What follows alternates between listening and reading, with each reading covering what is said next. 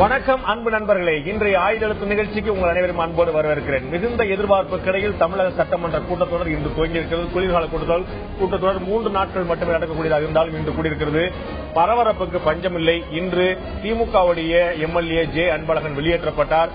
கிட்டத்தட்ட பெரும்பான்மையான எதிர்க்கட்சிகள் வெளிநடப்பு செய்தன. முக்கியமான தீர்மானம் நிறைவேற்றப்பட்டது. மிக முக்கியமான விவாதங்கள் எடுத்துக் கொள்ளப்பட்டன. அது ஆவின் பால் விலை உயர்வா இருக்கட்டும், முல்லைப்பெரியார் பிரச்சனையா இருக்கட்டும், விதி 110 கீழ் விடுக்கப்பட்ட அறிவிப்புகளுடைய எண்ணிக்கையாக இருக்கட்டும், பல்வேறு விஷயங்கள் விவாதத்துக்கு எடுத்துக் கொள்ளப்பட்டு அதில் முதலமைச்சரும் பிற துறை அமைச்சர்களும் தங்களுடைய பதிலை அளித்தார்கள். இதுல இன்றைய இந்த சட்டசபை கூட்டத்தொடர் ஒரு ஆக்கப்பூர்வமான விஷயமாக நடந்ததா, இல்லாட்டி ஒரு அரசியல் மட்டுமே இருந்ததா, இதை பற்றி தான் இன்றைய ஆயுதெழுத்து நிகழ்ச்சி விவாதிக்க இருக்கிறோம். அதற்கு முன்னால் நம்ம சிறப்பு செய்தியாளர் சலீம் சொல்லக்கூடிய கூடுதல் தகவல் என்ன இப்போது பார்க்கலாம். சட்டமன்ற கூட்டத்தொடர் கூட்டுவது தொடர்பாக வார்த்தை யுத்தம் ஆளும் கட்சிக்கும் எதிர்கட்சிக்கும் நடந்து முடிந்த பிறகு சட்டமன்ற கூட்டத்தொடர் 3 நாட்கள் நடைபெறும் என்று அறிவிக்கப்பட்டது. இன்றுதான் முதல் நாள் அறிவித்தவாறே துவங்கியது. ஹைலைட்ஸ் என்ன அப்படின்னு சொல்லி பார்க்கும் பொழுது, திமுக தலைவர் திரு கருணாநிதி அவர்கள் வந்தார், கையெழுத்திட்டார், தனக்கு ஏற்றவாறு இருக்கை அமைக்கப்படவில்லை என்று கூறி புறப்பட்டார்.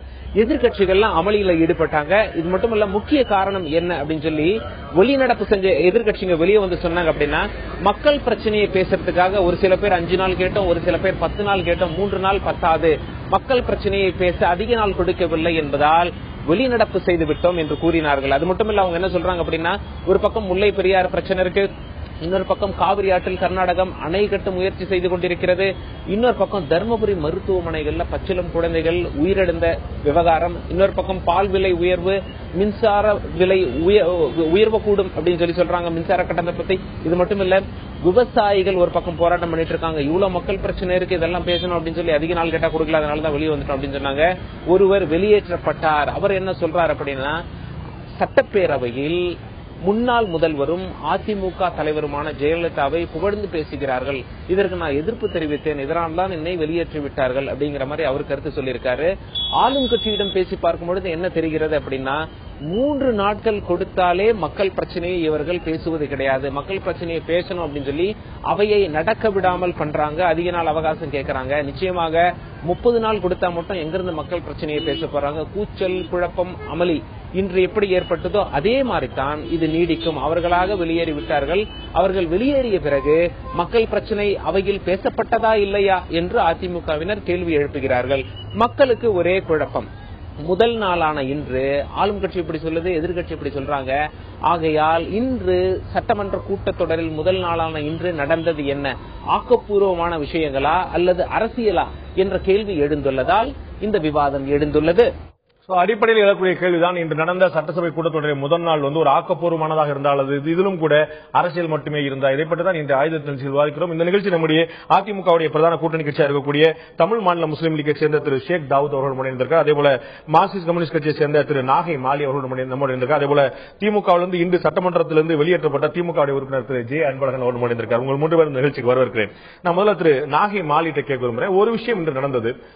திராவிட முன்னேற்ற கழகத்தின் சார்பாக அதனுடைய பொருளாளர் இருக்கக்கூடியவர் இன்று தமிழக முதலமைச்சராக பொறுப்பேற்றக்கூடிய திரு ஓ பன்னீர்செல்வத்தை சட்டசபையோட முதல் நான்கு முறையில் போய் நேரில் பார்த்து வாழ்த்து சொன்னதா வெளியே சொன்னார்.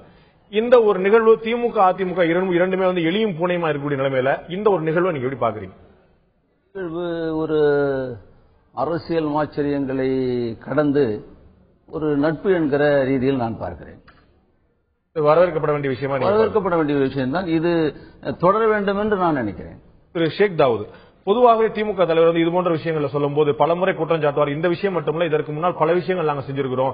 சுனாமிக்கான நிவாரண நிதியை நான் தம்பி ஸ்டாலினை கொடுத்து நேரடியாக கொடுக்க சொன்னேன். அதிமுக உறுப்பினர்கள் வெளியேற்றப்பட்ட போது நான் போய் அவங்க நீங்க போய் நேரில் அழைச்சிட்டு வாங்க சொல்லி சொன்னேன். இந்த மாதிரி பலமுறை சொல்லியிருக்காங்க. இது போன்ற விஷயங்கள் திமுக தரப்பிலிருந்து மட்டுமே முன்னெடுக்கப்படுவதா நினைக்கிறீங்களா? அதிமுகவும் இது போலவே செயல்படுவதா நினைக்கிறீங்களா? கண்டிப்பாக அதிமுகவிலும் இந்த செயல்பாடு அதனாலதானே வரவேற்கிறாங்க. ஸ்டாலின் அவர்கள் கொண்டு போய் சுனாமி நேரத்தில் அவர் அந்த காசோலையை வழங்கிய போது மாண்புமிகு மக்கள் முதல்வர் புரட்சித் தலைவி அம்மா அவர்கள் அதை பெற்றுக்கிட்டாங்க. அப்ப பெற மாட்டேன்னு சொல்லுவாங்களா? அதெல்லாம் அவங்க சந்திக்கிறதுக்கு ரெடியா இருக்கிறாங்க, பேசுறதுக்கு ரெடியா இருக்காங்க. ஆனா அதே மாதிரி இது வரவேற்கத்தக்கது. இந்த மாதிரி உள்ள நல்ல நட்பு முறையில் இருக்க வேண்டியது வரவேற்கத்தக்கது. அதனால இது இவங்க முன்னெடுத்தாங்களா அவங்க முன்னெடுத்தாங்களாங்கிற கேள்வியை விட இருவரும் கலந்து செயல்படுவது வரவேற்கத்தக்கது. இல்ல உங்களுக்கு தெரியும், 2 கரங்களும் சேர்ந்தா தான் நம்ம வந்து கரோலி எழுப்ப முடியும், கைகூப்ப முடியும், வாட்டவர் எதுவா இருந்தாலும் செய்ய முடியும். அது வந்து குழப்பம் இல்ல. திரு துரைமுருகனும் தமிழக முதலமைச்சர் அந்த ஜெயலலிதாவும் சரி, திரு அன்பாளனும் திரு முதலமைச்சர் அந்த ஜெயலலிதாவும் சரி, அவங்கள்ட்ட வந்து ஒரு நல்ல ஒரு எவ்வளவு விமர்சனங்கள் கடுமையான போக்கு இருந்தாலும் கூட 2 பேரும் வந்து வாத பதில் வாதம் வைக்கும் போது ஒரு நிதானமான போக்கும் ஒரு மென்மையான போக்கும் இருக்கும். அது மாதிரியான விஷயங்கள் இன்று ஸ்டாலின் நம்ம வந்து பார்க்க முடிஞ்சது. இது தொடருமா இல்லாட்டி இது முதல் நாளுக்கான விஷயமா அப்படிங்கறத நம்ம பார்க்கணும் இல்லையா? இல்ல, கண்டிப்பாக இதை தொடரணுங்கிறது தான் எல்லாருடைய எதிர்பார்ப்பாக இருக்கும். அதை இருவரும் பக்குவமாக நடந்து கொள்வார்கள் மக்களும் நினைக்கிறோம், நாங்களும் நினைக்கிறோம். திரு அன்பழகன், திராவிட முன்னேற்ற கழகம் சார்பா இந்த மாதிரி ஒரு வாழ்க்கை சொல்லப்பட்ட விஷயம் நல்லா பார்க்கும்போது, நீங்க இன்று சட்டசபையிலிருந்து வெளியேற்றப்பட்டீங்க. அதற்கான காரணம் நீங்களே சொல்லுங்க, அதுக்கு பிறகு நம்ம பார்த்து. காரணம் உங்ககிட்ட தெரிஞ்ச சொல்ல, நீங்க சொன்னதானே விளக்கம். காரணம் நீங்க பாத்துருக்கீங்கல்ல, நீங்க இருந்தீங்க அங்க, உங்கள வெளியேற்ற உங்களுடைய குரலை நான் பதிவு செய்யாம நான் வந்து நானும் ஒரு சொன்ன விமர்சன பார்வையா இருக்கும் அப்படிங்கிற குரலே பதிவு செய்யப்படலாங்க. நீங்க அதாவது முதலமைச்சர் பேசிய போது நீங்கள் குறுக்கீடு செய்தது வளமையான விஷயம் அல்ல அப்படிங்கறனால உங்களை இருக்க சொன்னாங்க. என்னுடைய கேள்வி, முதலமைச்சர் பேசுறதுல உங்களுக்கு ஏதாவது ஆட்சேபனை இருந்தால், முதலமைச்சர் பேசுறதுல உங்களுக்கு எந்த விமர்சன பார்வையும் இருந்தால், நீங்கள் மட்டும்தான் எழுந்தீங்க, உங்க கூட இருக்கக்கூடிய திமுக தோழர்களே எழுந்திருக்கல, குரல் கொடுக்கல, மறுக்க முடியுமா? யாரும் எழுந்துக்கணும், யாரும் பேசணுங்கிறதெல்லாம் சபையில கிடையாது. சபையில் உறுப்பினர் ஒருவர் எப்பொழுது வேண்டுமானாலும் எழுந்து தன்னுடைய குரலை உயர்த்தி பாயிண்ட் ஆஃப் ஆர்டர் கேட்கலாம், பாயிண்ட் ஆஃப் கிளாரிபிகேஷன் கேட்கலாம். இதுல வந்து இந்த உறுப்பினர் கேட்டாரு அந்த உறுப்பினர் கேட்டாருலாம் கிடையாது. என்னுடைய பார்வையில் சட்டமன்றத்தில் இன்னைக்கு நடந்துகிட்டு இருக்கும்போது அமைச்சர்கள் புகழ்ந்து பேசுகிறார்கள், சட்டமன்ற உறுப்பினர்கள் புகழ்ந்து பேசுகிறார்கள். அவர்களுடைய நிலைமைகள்லாம் கேள்வி நேரங்களில் வந்தது. கேள்வி நேரங்களில் குறுக்கிடக்கூடாது என்பது ஒரு மரபு. இருந்தாலும் கூட நானும் அமைதியாகத்தான் இருந்தேன் சட்டமன்றத்தில். முடிந்த பிறகு 110 விதியின் கீழ் சில அறிவிப்புகளை இந்த ஆட்சி வெளியிட்டிருக்கிறார்கள். அதுவும் கடந்த முன்னாள் முதலமைச்சர் வெளியிட்டிருக்கிறார். அந்த வெளியீடுகளுக்கான அறிவிப்புகள் தான் வந்திருக்கிறத தவிர அதற்கான ஆக்கப்பூர்வமான பணிகள் நடைபெற்றிருக்கிறதா என்கிற கவன ஈர்ப்பு தீர்மானம் தரப்பட்டிருந்தது. அந்த கவன ஈர்ப்பு தீர்மானம் எடுத்துக்கொள்ளப்பட்டு சிறப்பு கவன ஈர்ப்பு தீர்மானமாக, அதாவது சபையில் அது ஒரு விவாதமாகவே வந்தது. இது கவன ஈர்ப்பு தீர்மானமாக எடுத்துக்கொள்ளப்படவில்லை, சிறப்பு கவன ஈர்ப்பு தீர்மானமாக சபாநாயகர் எடுத்துக்கொள்கிறார் என்று வந்து சிறப்பு கவன ஈர்ப்பு தீர்மானமாக வந்துவிட்டது என்று சொன்னால் சபை விதிப்படி உறுப்பினர்கள் தாராளமாக பேசுவதற்கு அனுமதி தர வேண்டும். வெறும் சாதாரண கவன ஈர்ப்பு தீர்மானம் என்று சொன்னால் அந்த சப்ஜெக்டை மட்டும் சொல்லிட்டு உட்கார்ந்துடணும். சிறப்பு கவன ஈர்ப்பு தீர்மானம் சொன்னோம்னா அதுல சப்ஜெக்டை கொஞ்சம் விரிவா பேசலாம். ஆனால் சபாநாயகர் அவர்கள் தேமுதிக உறுப்பினர் பேசும்பொழுதும் சரி, திராவிட முன்னேற்ற கழகத்தில் எங்களுடைய தலைவர் தளபதி ஸ்டாலின் அவர்கள் பேசும்பொழுதும் சரி, அதே போல புதிய தமிழக உறுப்பினர் பேசும்பொழுதும் சரி, பேச விடாமல் ஓரிரு நிமிடங்களிலே தன்னுடைய பேச்சை குறைத்துக் கொள்ள வேண்டும், இதை கவனத்தை ஈர்த்தால் மட்டும் போதும் என்று சொல்லி அவர்களுடைய குரலை பதிவு செய்தார்கள். நீங்க சொல்றது 110 விதியின் கீழான விமர்சனங்களுக்கு அது முடிவு முதலமைச்சர் பதில் அளிக்க எழுந்துக்கிறார். உங்களுக்கு தெரியும், இந்த விதி எண் 110 கீழான விமர்சனத்துக்கான சிறப்பு கவன ஈர்ப்பு தீர்மானம் வந்து ஏற்கனவே கொடுக்கப்பட்டது, இன்று காலையில் கொடுக்கப்பட்டது அல்ல நான் நினைக்கிறேன். நேற்று கொடுக்கப்பட்டது. அதனுடைய உங்களுடைய பார்வையை நீங்க வச்சிட்டீங்க, அரசுடைய பதில முன்னாடியே தயார் பண்ணிருச்சு. சோ நம்ம பதிவு செய்ய வேண்டியது அங்க ஒரு சம்பிரதாயமா தான் இருந்திருக்கே தவிர அங்கே சம்பிரதாயம் கிடையாது. நாங்க கொண்டு வந்தது கவன ஈர்ப்பு தீர்மானம், அதை நீங்க அடிப்படையில் புரிஞ்சுக்கணும் நீங்க. ஆனா இன்னைக்கு எடுத்துக்கொள்ளப்பட்ட போது அதுல விவாதம் செய்வதற்கான ஒரு காரணம் இருக்கு. சிறப்பு கவன ஈர்ப்பு தீர்மானமாகத்தான் இன்றைக்கு ஸ்பீக்கர் எடுத்தார். அதை எடுத்துக்கொண்டு உடனடியே அது அரசு பதில் சொல்லுகிறது என்று சொன்னார்.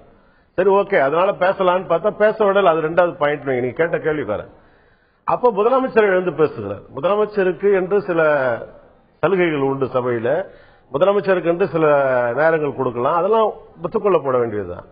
ஆனால் ஜனநாயகத்தின் குரலை நெரிக்கிற வகையில் சொல்லக்கூடிய கருத்துக்களை எதிர்க்கட்சியில் சொல்ல விடாமல் தடுப்பதும், ஆனால் முதலமைச்சர் எழுந்து சப்ஜெக்ட்ல 110 எவ்வளவு நேரம் விளக்கம் கொடுக்கட்டும், அது தப்பு இல்ல. அவர் 45 நிமிடம் பேசியிருக்கிறார்.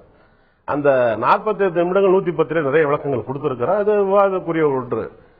ஆனால் ஆரம்பமே எடுத்தவுடன் அவருடைய கட்சியினுடைய தலைவராக இருக்கிற முன்னாள் முதலமைச்சரை வாழ்த்தி பேச ஆரம்பித்தார். ஒரு வார்த்தை 2 வார்த்தை சொல்லலாம். ஒரு முதலமைச்சரே நீங்க சபையில இருந்திருந்தால் தெரிந்திருக்கும், ஒரு 10 நிமிடம் ஒரு முதலமைச்சரை புகழ்ந்து பேசுகிறார் என்று சொன்னால் முன்னாள் முதலமைச்சர் புகழ்ந்து பேசுகிறார். அது அவருடைய கூட்டங்களில் வேணாலும் வைத்துக் கொள்ளலாம். நான் என்ன கேட்டேன், ஜனநாயகத்தை எங்களுக்கு உரிமையே தராம நீங்க முதலமைச்சர் வந்து புகழ்ந்து பேசுறதுக்கு நேரம் கொடுக்குறீங்களா? போல வந்து கட்சி தலைவரை புகழ்ந்து பேசுவது இதுதான் முதல் முறை. தேவையில்லை, எங்களுக்கு தப்புன்னு சொல்ல வரல. இல்ல தப்பா சரியாங்கல்ல, இதுதான் முதல் முறையான சந்தேகம் கேட்கிறேன். முதல் முறையும் இல்ல, கடைசி முறையும் இல்ல. இது நிறைய திராவிட முன்னேற்ற கழக உறுப்பினர்கள் ஜே அன்பழகன் உள்பட தங்களுடைய தலைவரையும் தங்களுடைய கட்சியுடைய பொருளாளரையும் வாழ்த்தி சொல்லி பேசுவதற்கு ஒரு வரைமுறை இருக்கிறது. ஒரு நிமிஷம் வாழ்த்தலாம். ஏன்னா சப்ஜெக்ட் அது இல்ல. இன்னைக்கு வெறும் கவன ஈர்ப்பு. ஒருவேளை நாளைக்கு சப்ளிமெண்டரி அவர் தாக்கல் பண்ணார் துணைநிலை மானியம், அது பேசும்போது பேசியிருந்தா கூட ஒத்துக்கிட்டு இருக்கலாம். அவர் வந்து 110 விதியில வந்து நீங்க விளக்கம் சொல்லுன்னா முன்னாள் முதலமைச்சரை வந்து வாழ்த்தி பேசுறத விளக்கம் அதெல்லாம் விளக்கம் இல்ல. எல்லாருமே மக்கள் எவ்வளவு கஷ்டப்படும் போது எல்லாருமே அப்படிதான். மக்கள் பிரச்சனைகளுக்காக இன்றைக்கு வாடிக்கொண்டிருக்க பல பிரச்சனை எடுக்கணும்னு எதிர்கட்சி காலையில குரல் கொடுத்தாங்க. 19 ஒத்திவைப்பு தீர்மானங்கள், 20 கவனஈர்ப்பு தீர்மானங்கள் ஒவ்வொரு கட்சியின் சார்பாக தரப்பட்டிருக்கிறது. நாட்கள் பத்தவில்லை, எங்களுக்கு விவாதம் செய்ய வேண்டும். இப்படி குரல் கொடுத்துக் கொண்டிருக்கிற அவையில சில மணி நேரங்கள் அவையை ஒத்தி வைத்து விட்டு வாதிக்க வேண்டிய பிரச்சனைகள் ஏராளமாக இருக்கிற நேரத்தில், ஆனால் முதலமைச்சராக என்னுடைய கேள்வி 2 தான். உங்களுக்கு எழுந்த இந்த சந்தேகம் ஏன் வந்து தேவையில்லாம வந்து ஒரு புகழ்பாடு இன்னொருத்தருக்கு ஏழன்றதுக்காக ஏங்க எனக்கு பசிக்கு நான் சாப்பிடுறேன், உங்களுக்கு பசி நான் என்ன கேட்கிறேன், திமுக கூடிய மத்த 22 உறுப்பினர்கள் பசிக்கலையா கேட்கிறேன். அப்படி இல்ல, நீங்க எல்லாரும் கேட்டுட்டு இருக்க முடியாது. இது என்ன, இது என்னுடைய நிலையத்தில் நீங்க கேள்வி கேட்டீங்க. இல்ல நான் என்ன கேட்கிறேன், திராவிட முன்னேற்ற கழகம் பற்றி ஒரு விமர்சனம் வந்தா நிச்சயமா திரு துரைமுருகன் வந்து திரு ஸ்டாலின் வந்து நீங்கள் வந்து யாருமே விட போறதில்ல, எல்லாரும் எழுந்து குரல் கொடுக்க போறோம். கேட்ட கேள்வி சரியா புரிஞ்சுங்க. இன்னும் டீப்பா 2 கேள்வி கேட்டாங்க, ஆனா பதிவு செய்யப்படல. பதிவு செய்யப்படாதனால விவாதிக்க வேண்டியது நான் சொல்றேன். இங்க வாதம் பண்ணலாம், நான் இங்க வாதம் பண்ணலாம். என்னுடைய கேள்வி இந்த வாதத்துல நான் என்ன கேட்டேன்னா, என் மனசுல உங்ககிட்ட கேட்க நினைச்சது என்னன்னா, நாங்க கேட்டதை விடுங்க, என்ன கேட்க நினைச்சேன்னா, அந்த இருக்கை காலியா இருக்கு, அதுல யார் அந்த இருக்கை ஏன் காலியாக இருக்கிறது, அதுக்கு முதல்ல விளக்கம் சொல்லட்டும். முதலமைச்சராக இருக்கிற உங்களுக்கு தெரியும், திமுக தலைவருக்கு ஒரு இருக்கை ஒதுக்கப்பட்டிருக்கு. இருக்கக்கூடிய 234 எம்எல்ஏக்களையும் திமுக தலைவருக்கு ஒரு இருக்கை ஒதுக்கப்பட்டிருக்கு. அந்த இருக்கை ஒருபோதாவது நிரம்பி இருக்கிறதா அப்படின்னு அவங்க பதில் கேட்டாங்க. அதாவது இருக்கை நிரம்புறதுக்கு வழி வேணும். இப்ப நான் வர்றதுக்கு இந்த சேருக்கு வழி கொடுத்தீங்க, நான் வந்து இங்க உட்காந்துட்டேன். என்னால் வர முடியலன்னா எனக்கு கூட்டு வரதுக்கு நீங்க உதவி செய்யணும், இல்லைன்னா நான் உட்காரத்துக்கான வழியை செஞ்சு தரணும். அவர் சர்க்கார் நாற்காலியில் தான் வர முடியும், அவரால் நடக்க முடியாது. அவர் அறுவை சிகிச்சை செய்யப்பட்டவர், 92 வயதை முதியவர். அவர் அவைக்கு வர வேண்டும் என்று விரும்புகிறீர்கள், நீங்களே அறிக்கை விடுகிறீர்கள். அவரை ஏற்றுக்கொண்டு வருகிறேன் என்று சொல்லுகிறார். அவரை வந்து 2வது வரிசையில நானே நடந்து போக முடியாத ஒரு வரிசை, அந்த வரிசையில 2வது பின்பக்கத்தில் போட்டு இங்க நிரப்பலன்னு சொன்னீங்கன்னா எப்படி நிரப்ப முடியும்? திரு ஷேக் தாவூத் அவர் கேள்வி கொண்டு வரும். அவர் வராது. ஒரே ஒரு பாயிண்ட், அவரு கூப்பிட்டு நீங்க கேக்குறீங்க சேரு, வரவே முடியாதுன்றவங்களுக்கு பெரிய 2 சேரை போட்டு காலியா வச்சுட்டு வரன்னு வந்து கையெழுத்து போறாரு லாபில. அவரை உள்ள வந்து உட்கார்றதுக்கான இடம் இல்லாம ஒரு உதவி செய்து கூட்டு போய் உட்கார வைக்கக்கூடிய வயதில் உள்ளவரை அவர் சர்க்கார் நாற்காலி நிறுத்தக்கூடிய இடத்துல ஒரு உதவி செஞ்சு உங்களை வர வச்சிருந்தீங்கன்னா இந்த கேள்வி நியாயமா இருக்கு. திரு அன்பழகன் சொன்னது போல ஏற்கனவே வந்து திமுக தலைவர் வரல அப்படிங்கறத தாண்டி ஏன் வரலங்கிற கேள்வி, நீங்க வரப்படுமான வருவெல்லாம் கேட்டு எதிர்கட்சிகள் பத்திரிகைகள் எல்லாம் கேட்டு அவர் வரலன்னு சொன்னாரு. 170 இருக்கை எனக்கு கொடுங்கன்னு அவர் அதிகாரப்பூர்வமா அவங்க சார்பில் ஒரு கோரிக்கையும் வைக்கப்பட்டது. இது ஏற்றுக்கொள்ளப்பட்டிருந்தால் இன்று திமுக தலைவர் அவைக்கு வந்தவர் அவர் வந்து அவையில் அமர்ந்து அவருடைய விவாதத்தில் கடந்தக்கூடிய வாய்ப்பு இருக்கு. அப்ப அவர் சரியான முறையில் தன்னுடைய சட்டமன்ற கடமை ஆற்றினாரா இல்லையாங்கிற ஒரு விமர்சனத்துக்கு அதுக்கப்புறம் ஆனா அவர் பலமுறை கோரிக்கை வைத்தும் கூட அவருடைய உடல்நிலை எல்லாருக்கும் தெரிந்தும் கூட வைக்கப்படலைங்கிறது அவங்களுடைய கோரிக்கை நியாயமா தானே தெரியும். அதாவது இந்த கோரிக்கையை யாரு பார்க்கணும், பரிசீலிக்கணும், சபாநாயகர் பரிசீலிக்கணும். நிச்சயமா. அப்ப சபாநாயகருக்கு பரிசீலிக்கக்கூடிய நேரமும் போதிய கால அவகாசமும் இருந்திருக்காது. அந்த இருக்கையை ஒதுக்குறதுக்கும் அந்த இருக்கையை தயார் பண்றதுக்கும் அதுக்குள்ள கால அவகாசங்கள் வேண்டியிருந்தது. அதாவது கோரிக்கை வந்து அதிகாரப்பூர்வமா நேற்று இந்த எண்ணிக்கையில் உள்ள இந்த எண் உள்ள நேற்று கேட்டாங்க. அவர் வந்து அவையில வருவது பற்றி தொடர்ந்து விவாதங்கள் வந்துட்டு இருக்கு. இன்னைக்கு காலையில் வருவாருங்கிறது நேற்று தான் கன்ஃபார்ம் இல்ல, நம்ம நேற்று தான் அவர் இருக்கையை கேட்கிறாரு. அவருக்கு வசதி ஏற்படுத்தி தரக்கூடிய இல்ல நம்ம இவர் கருணாநிதிங்கிறவர் கொடுங்க, அவர் வந்து பொதுவாக தான் பேசுறாங்க. அவரே திரு கருணாநிதி குறிப்பிட்டது போல உடல்நிலை சரியில்லாதவர்கள், மாற்றுத்திறனாளிகள், வயதானவர்கள் அந்த மாதிரி இருக்கிறவங்க வரும்போது மற்ற மாநிலங்களிலேயே வட மாநிலங்களிலே இது கொண்டு ஏற்பாடு செய்யப்பட்டிருக்கு. இவர் பகிரங்கமா கோரிக்கை விடுத்தும் கூட, இன்னும் சொல்லப்போனால் தமிழக முதலமைச்சரை கூட வாருங்கள் நீங்க அவைக்கு வந்து பணியாற்றும் சொல்லி அழைப்பு விடுத்தும் கூட அவருக்கான வசதி செய்யப்படலன்னா அந்த அழைப்பே ஒரு சம்பிரதாயம் தான் அப்படிங்கிற மாதிரி. இல்ல இல்ல இல்ல இல்ல அதாவது வந்து அதுக்கு முறையாக கடிதம் நேற்று தான் கொடுக்கப்பட்டிருக்கு. எங்களுக்கு இந்த இருக்கையை ஒதுக்குங்கன்னு எப்ப கடிதம் கொடுத்திருக்காங்க? அப்ப நேத்துல இருந்து அந்த டைம் அவருக்கு வேண்டியது இருக்கு. அதுக்கான செயல்பாடுகளுக்கு சபாநாயகர் அவர்களுக்கு அதுக்குள்ள அந்த நேரம் வேண்டியது இருக்கு. அந்த நேரம் கிடைத்து 10-15 நாட்களாக இந்த பேச்சுங்கிறது முதலமைச்சர் அவர் இருக்கையில உட்கார்ந்தாரா பாத்தீங்களா? இல்ல நடந்துகிட்டு இருக்கு. நீங்க எங்க இருக்கையில உட்கார்றத விடுங்க, முதலமைச்சர் தன் இருக்கையில உட்கார முடிஞ்சுதா? இல்ல முதலமைச்சர் எங்க உட்கார்றாரோ அதுதான் முதலமைச்சர் கிடையாது. முதலமைச்சர் இருக்கிற காலியாக வச்சிருக்கீங்க. இல்ல எனக்கு தெரிஞ்சு என்னுடைய சட்டமன்றத்துல உங்களுக்கோ திரு மாலிக்கோ இருக்கக்கூடிய அனுபவம் எனக்கு கிடையாது. நான் ரொம்ப எளிமையா கேட்கிறேன். ஒரு நிமிஷம். திமுக தலைவர் அவருடைய அறிவாலயத்துல அவருடைய அறையில உட்கார்ந்தா அது அவருடைய திமுக தலைவரோட அறை. அவர் எந்திரிச்சு வெளியே உட்கார்ந்தா அதுதான் அவருடைய நாற்காலி. அவர் எங்க உட்காரோ அவர் தான் அது. சார் அதுக்காக முதலமைச்சர் எங்க உட்கார்ந்த இது முதலமைச்சர் சீட்டு கிடையாது, அதுதான் முதலமைச்சர் சீட். நம்ம சொல்ல பிரச்சனை அதல்ல. நீங்க ஒரு பினாமியா தேர்ந்தெடுக்கப்பட்டீங்கன்னா குற்றஞ்சாட்டு கோவம் வந்தது இல்ல அவருக்கு. அந்த கோவம் வரக்கூடாதுல்ல அவருக்கு. அவர்கள் மைனாரிட்டி அப்ப அவரு 2 சீட்டு போட்டு இதே முதலமைச்சர் முன்னாள் முதலமைச்சர் உட்கார்ந்து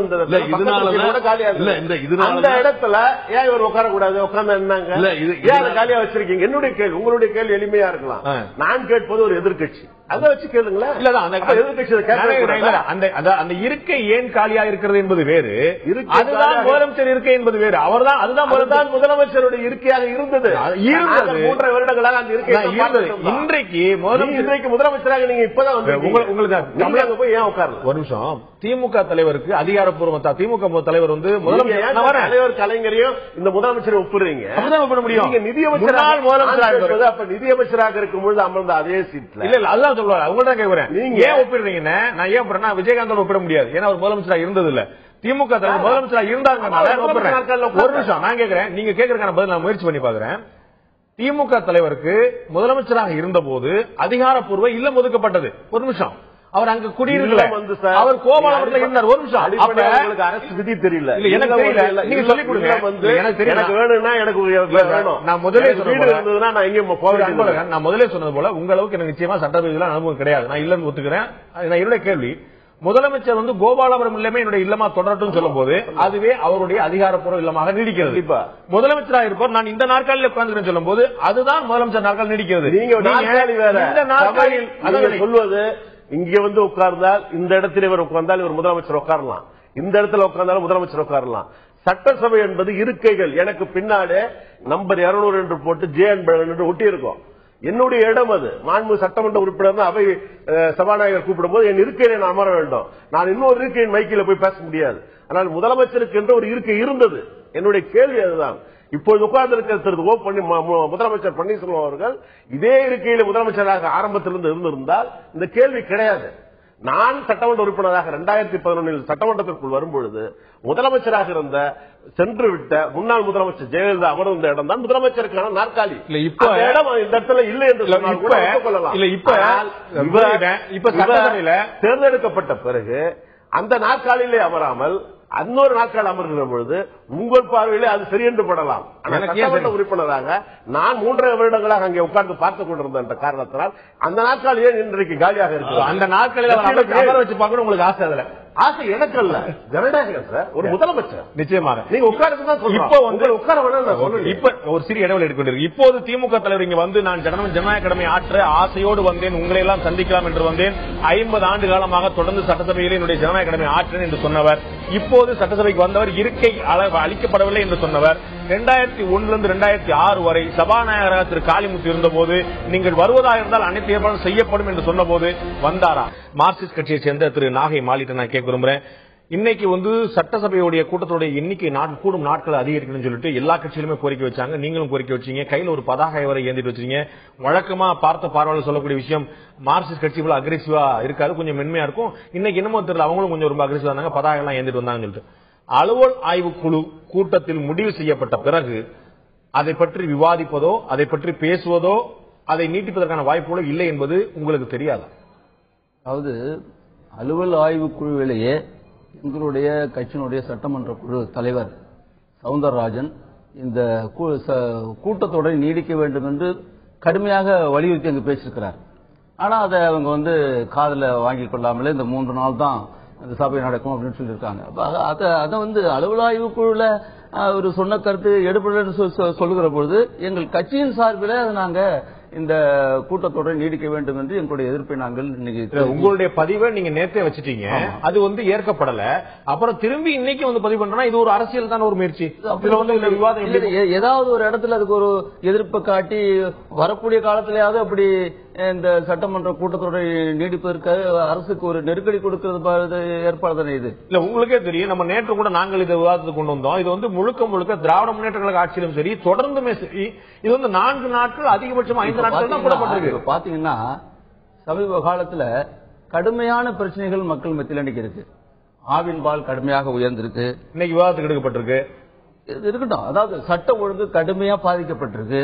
உங்களுக்கு நல்லா தெரியும், தென் மாவட்டத்துல கடுமையான கொலைகள் நடந்ததா அன்னைக்கு பத்திரிகைகள் எல்லாம் உங்களுக்கு வந்திருக்கு, நீங்க பாத்திருக்கலாம். அதே மாதிரி ஊழல், முட்டையில ஊழல் நடந்திருக்கு, பருப்புல ஊழல் நடந்திருக்கு. நோக்கியோ கம்பெனில 25,000 பேருக்கு மேல தொழிலாளர்கள் இன்றைக்கு வேலை இருந்திருக்கிறாங்க.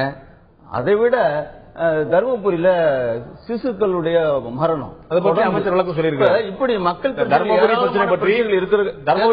மக்கள் பிரச்சனைகள் ஏராளமான பிரச்சனைகள் இருக்கும் பொழுது இந்த கூட்டத்தொடரின் நாட்களை ஒரு கவலைப்படுகிற அரசாங்கமாக இது இருந்துச்சுன்னா மக்கள் பிரச்சனையில எதிர்கட்சிகள் என்ன சொல்றாங்க அப்படிங்கறத கேட்கக்கூடிய அளவுக்கு உங்களுக்கு கூட்டத்தொடரை நீடிச்சிருக்க வேண்டும். உங்களுடைய கணக்கிலேயே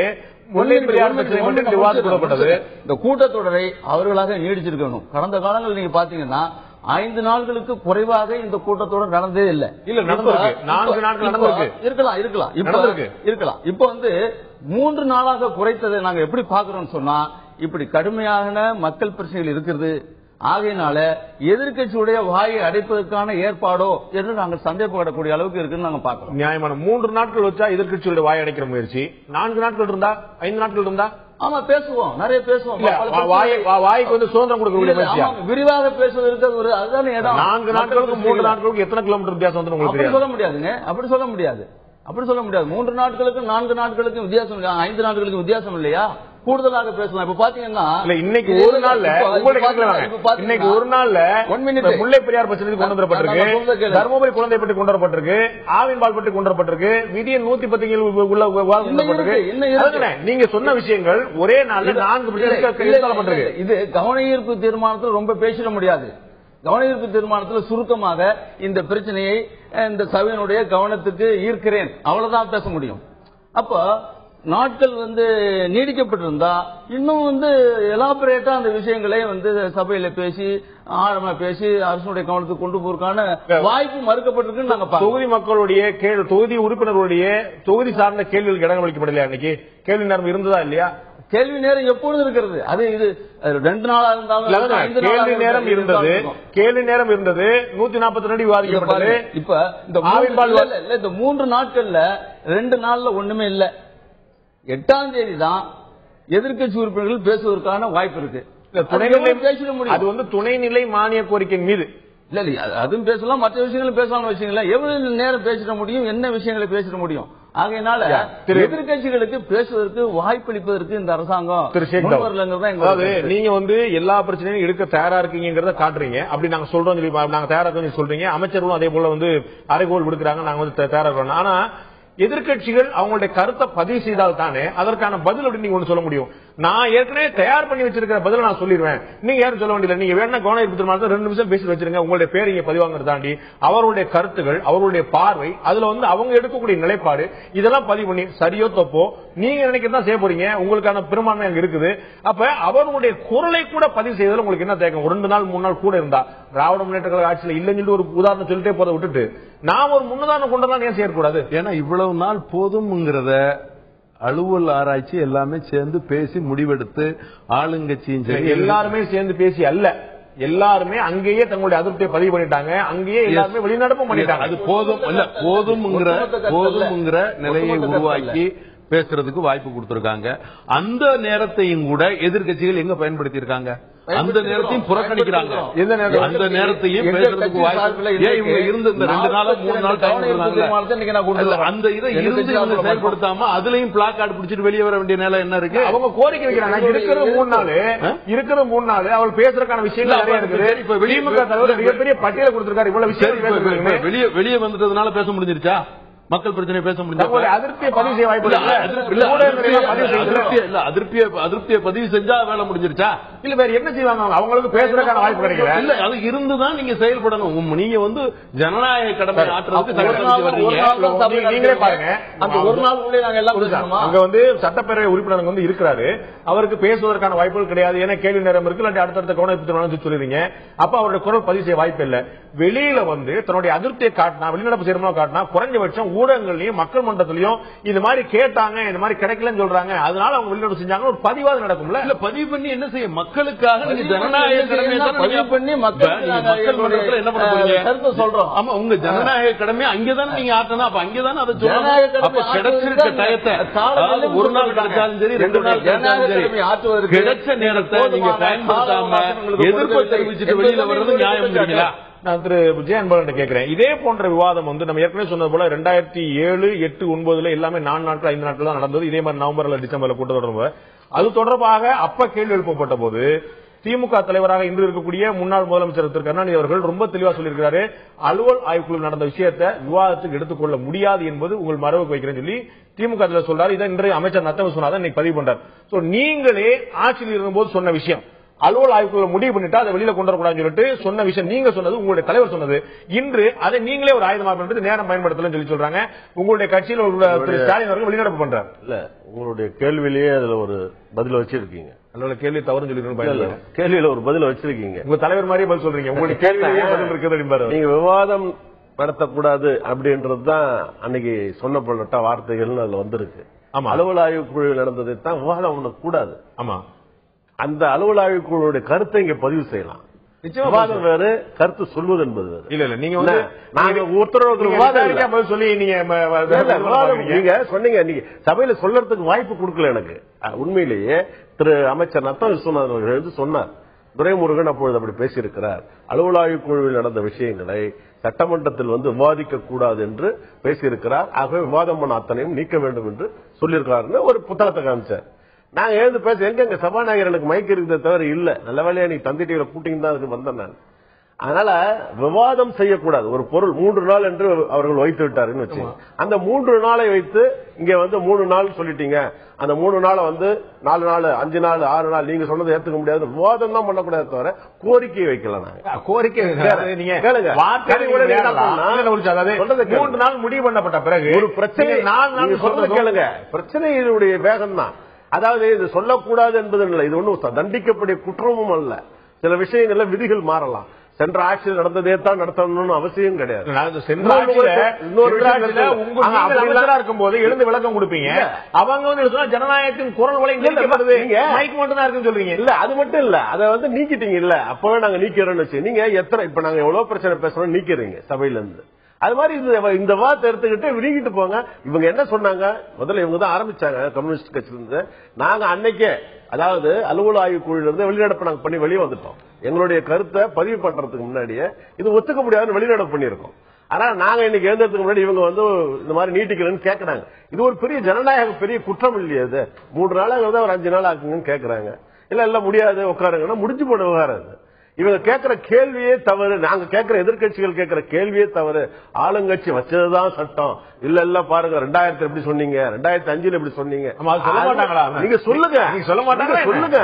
ஆனா இது அமைச்சரா இருக்கும்போது துரைமுருகன் ஒண்ணு சொல்லுவாரு, எதிர்கட்சியில இருக்கும்போது துரைமுருகன் வேற கேட்பாரு அப்படின்னு. நீங்க இல்ல ஒரு கோரிக்கை வைக்கும் போதுதான் ஒரு தொழிலாளர் பிரச்சனை ஆகுது. இவங்க கூட இருக்கட்டும், நீங்க அந்த சீட்டுக்கு போனாதான் அந்த இது தெரியுன்ற மாதிரி அவர் வந்து அவர் தப்பிக்கிறதுக்காக சொல்றாரு. மந்திரி வந்து தான் 3 நாள் இல்ல ஏற்கனவே சொல்லியிருக்காரு துரைமுருகன், அது சொல்றாரு. நான் அதை வேண்டாம் சொல்லல, நீங்க அதை ஏத்துங்க. அதே நேரத்தில் இந்த கோரிக்கை வச்சிருக்காங்க, இதை நீங்க வந்து பரிசீலனை பண்ணிப்பாரு, இல்லையா விட்டுருங்க. அதை நீங்க பரிசீலனை பண்ண முடியாது அப்படின்னா எங்களோட கருத்து எங்க சொல்லுவோம்? வெளிநடப்பு பண்ணி நீ கேட்ட கேள்விக்கு வெளிநடப்பு செய்து வெளியில வந்து மக்கள் மன்றத்தில் வந்து எல்லா கட்சியும் நிகழ்ச்சியின் இந்த பகுதியில் நம்மகிட்ட வந்து அதிமுக பால் ஈர்ப்பு கொண்ட சட்டமன்ற உறுப்பினர் திரு மாஃபா பாண்டியராஜன் அவர்கள் முன்னிலையார். உங்களை நிகழ்ச்சிக்கு வரவேற்கிற திரு பாண்டியராஜன், இன்னைக்கு வந்து எதிர்கட்சிகள் அத்தனை பேருமே வந்து கோரிக்கை எழுந்தாங்க, இந்த சட்டமன்ற கூட்டத்தொடர் நீட்டிக்கணும், 3 நாட்கள் 10 சொல்லிட்டு திமுக தலைவர் மிகப்பெரிய பட்டியலை வெளியிட்டிருக்கிறார்.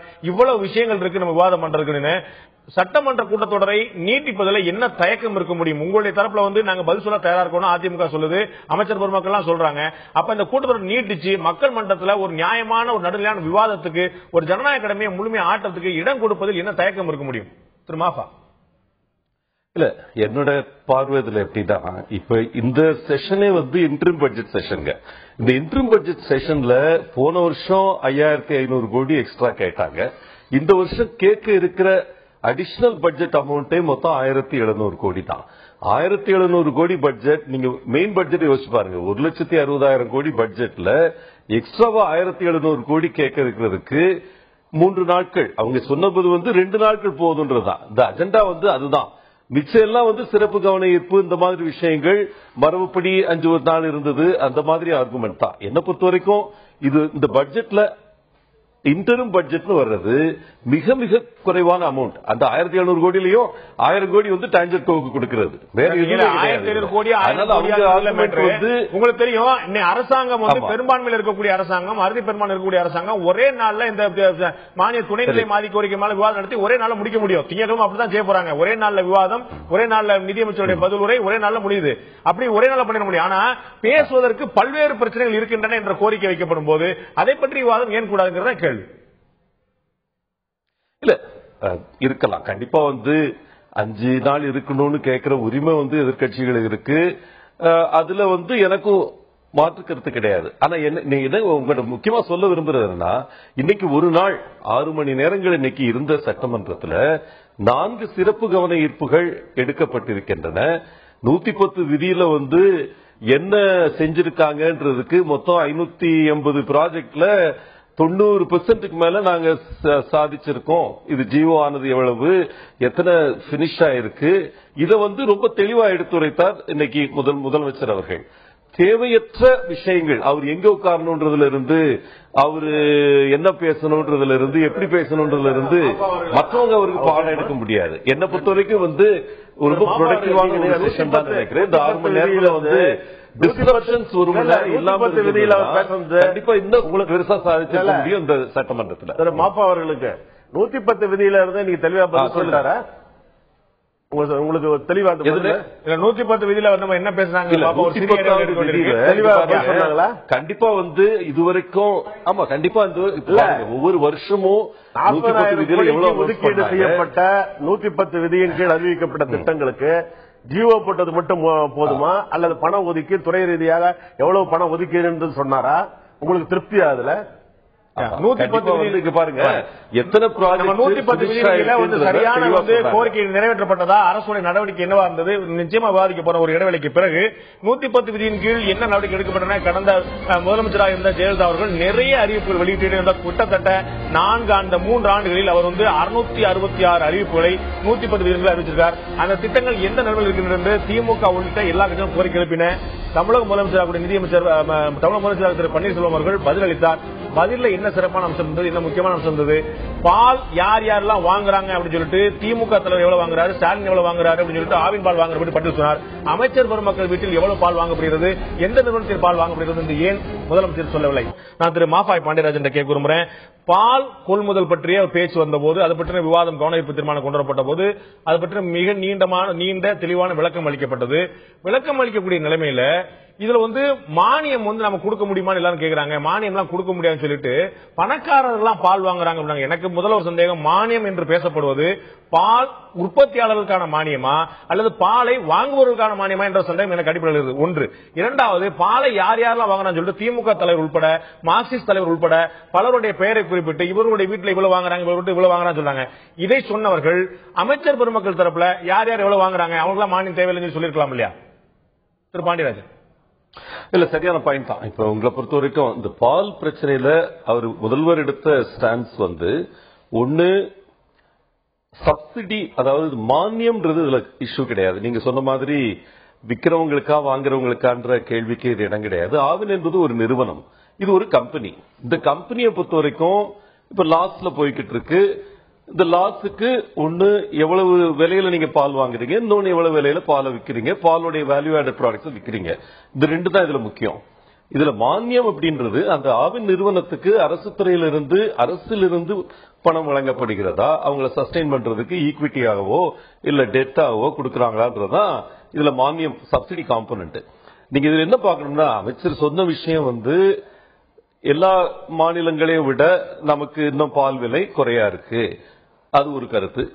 தமிழ்நாட்டிலே வந்து இப்போ 43 லட்சம் பிரைவேட் வாங்குறாங்க, 30 லட்சம் வந்து கவர்மெண்ட் வாங்குது. இந்த ரெண்டுக்கு இடையில பெரிய வித்தியாசங்கள் இருக்கு. பிரைவேட் வந்து விற்கிற பால் இன்னைக்கும் கூட 5 ரூபா வந்து அதிகமா வச்சு விக்கிறாங்க. இந்த ரெண்டு கருத்தை தான் அவர் சொல்லி ஜஸ்டிஃபை பண்ணாரு. இந்த கருத்தை சொல்லி ஜஸ்டிஃபை பண்ணதோட சரியா இருந்திருக்கும். பெரிய விஷயம் அது பண்ணது மட்டும் இல்லாம எதிர்க்கட்சியில் இருக்கக்கூடிய பிரமுகர்கள் யார் யார் எவ்வளவு வாங்குறாங்க ஆவின் பால் பட்டியல் கொடுத்துட்டு அமைச்சர் பெருமக்கள் வந்து எந்த நிறுவனத்தின் பால் வாங்குகிறார்கள் எவ்வளவு வாங்குறாங்க எந்த தகவலையும் சொல்லல. அதையும் சேர்த்து சொல்லியிருந்தா ஒரு நியாயமான ஒரு கருத்தா பார்க்க முடியும் இல்லையா? பாண்டியராஜன் நான் கேட்க விரும்புறேன். இல்ல அது ஒரு எஃபெக்ட்டுக்காக சொன்ன ஒரு விஷயம் தான் நினைக்கிறேன். அந்த இடத்துல வந்து ஒரு தாக்கம். பாண்டியராஜன், அதாவது இப்ப நீங்க சொன்னீங்க சட்டமன்றத்தில் இன்னைக்கு நம்முடைய முதல்வர் வந்து சொன்னாங்க யாராரு எவ்வளவு பால் வாங்கிட்டு இருக்கிறா, கலைஞர் வீட்டுல எவ்வளவு பால் வாங்குறாங்க, ஸ்டாலின் வீட்டுல எவ்வளவு பால் வாங்குறாங்க, சவுந்தரராஜன் வீட்டுல எவ்வளவு பால் வாங்குறாங்க, இதெல்லாம் வரிசையா சொன்னவர் ஆளுங்கட்சி தரப்புல இருக்கிற மந்திரிமார்கள் எவ்வளவு பால் வாங்குறாங்கிற கணக்கு மட்டும் ஏன் சொல்லாத மறைச்சாரு? அதையும் சேர்த்து சொல்லி இருக்கிறாங்களா? அதான் நம்ம நிருபர் கேட்கிறாரு, அதை ஏன் சேர்த்து சொல்லல? அது வந்து ஒரு ரிட்டாரிக்கா சொன்ன விஷயம். இவங்களெல்லாம் சும்மா ஏதாவது ஒரு கொச்சைப்படுத்தணுங்கிற விஷயத்தை சொல்றாரு. பால் விலை உயர்வு யார் யார் எதிர்கட்சி சேர்ந்தவர்கள் எவ்வளவு பால் வாங்குறாங்கிறதுக்கு என்ன சம்பந்தம் இருக்கு? இதுல வந்து மானியம் சொன்னது மாதிரி இதுல மானியம்ன்ற பிரச்சனையை விட திராவிட முன்னேற்ற கழக ஆட்சியில் இப்படி பால் விலை ஏற்ற வேண்டும் என்று ஒரு சூழ்நிலை வந்தது. 16 ரூபாய்க்கு தான் நாங்க வித்துக்கிட்டு இருந்தோம் பால். அப்போ அந்த எவ்வளவு அந்த ஆவின் நிறுவனத்தில் நட்டம் ஏற்பட்டு கொண்டிருக்கிறது பார்க்கும்போது அந்த நட்டத்துக்கு இவ்வளவு பணத்தை அரசு ஒதுக்கீடு செய்யலாம் என்று அவர்களுக்கு அந்த நட்டத்துக்கு தலைவர் கலைஞர் முதல்வராக இருக்கும்போது கொடுத்து பால் விலை ஏற்றவில்லை. அன்னைக்கு சூழ்நிலையில் இல்ல பால் விலை ஏற்றாது ஒரே ஒரு சந்தர்ப்பத்தில் 2011க்கு முன்னாடி அது வந்து தேர்தல் வரக்கூடிய நிலைமையில இருந்தனால உங்களுக்கு அதுக்கு முன்னாடி எல்லா இடத்துமே ஏற்றாங்கன்னா இன்னைக்கு அமைச்சர் வந்து அந்த பட்டியலே கொடுத்திருக்காரு. கேளுங்க 16 ரூபாய் திமுக ஆட்சியில் இருக்கும்போது பால் அப்படின்னா உங்க கணக்குப்படி தேர்தல் கூட இருக்கலாம், தேர்தலுக்கு முன்னாடி இருக்கலாம். இப்ப ஒருவேளை இவங்க அறிவிக்கிறதெல்லாம் இப்ப தேர்தலுக்காக இல்லையான்னு அமைச்சர் சொன்ன விளக்கம் என்னுடைய ரைட். 4 முறை ஏற்பட்டு 4 முறை அவர் என்ன சொன்னாங்க திமுக ஆட்சியில் வைத்துக் கொள்ளுங்கள் 3 முறை வந்து கொள்முதல் விலை விற்பனை விலை ரெண்டுமே ஏற்றப்பட்டு ஒரே ஒரு முறை மட்டும் கொள்முதல் விலை உயர்த்தப்பட்டது, விற்பனை விலை உயர்த்தப்பட்டது. அதற்கு காரணம் தேர்தல் அவருடைய அதாவது சொல்லலாம் அமைச்சருடைய விளக்கங்கள் இருக்கலாம். பொதுவா நான் சொல்ல விரும்புவது சபையில் எங்களுக்கு என்னன்னா 2011 16 ரூபா இருந்த பால் ஆட்சிக்கு வந்த உடனே இவங்க பால் விலையை உயர்த்தினாங்க. இப்ப பால் விலையை உயர்த்திருக்காங்க 10 ரூபாய், கிட்டத்தட்ட 35 ரூபாய் கிட்ட பால் இன்னைக்கு விற்கிறாங்கன்னா அதுக்கான காரணங்கள் சொல்லலாம். இன்னைக்கு விலைவாசி ஏறி இருக்கு, அதுக்கான சொல்லியிருக்காங்க. அதான் சொல்றேன், எல்லாம் சொல்லியிருக்காங்க. என்னன்னா அந்த ஆவின் நிறுவனம் அதாவது இவங்க சொன்ன மாதிரி அதுல ஒரு மாற்று கருத்து இருக்கு. என்னன்னா நீங்க சொன்னீங்க என்ன வீட்டுல பால் வாங்கினாங்கன்னு, அதெல்லாம் பிரச்சனை. இப்ப எல்லாரும் வீட்லயும் இது குழந்தைகள் முதல் நோயாளிகள் இவர்கள் எல்லாமே ஆவின் பால் வாங்குறாங்க. என்னை பொறுத்தவரை ஒரு நார்மலான விஷயமா பாக்குறேன். பணக்காரர்கள் முதல்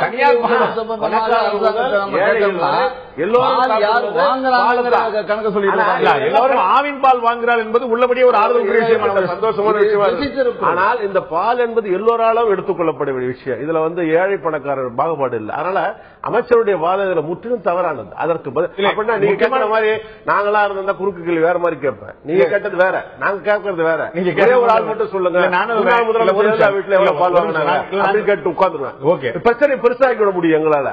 ஆனா அதெல்லாம் பிரச்சனை. அதுல என்ன லாபம் நீங்க யோசிக்கணும். அரசு தரப்பில் அளிக்கப்பட்ட விளக்கத்தில் ஒரு விஷயம் ரொம்ப தெளிவா சொல்லப்படும். இன்றும் கூட நாட்டம் கொண்டு இப்ப ஏறி இருக்கு பால்னா நீங்க உடனே திமுக ஆட்சியில் ஏற்றவில்லையா? திமுக ஆட்சியில் தான் ஏற்றினாங்க. மக்கள் ஓட்டு போடாம 2011 ஒன்ன ஓட்டு போட்டு ஜெயிக்க வச்சு இதுக்காக நீ ஏத்த மாட்டேன் தானே?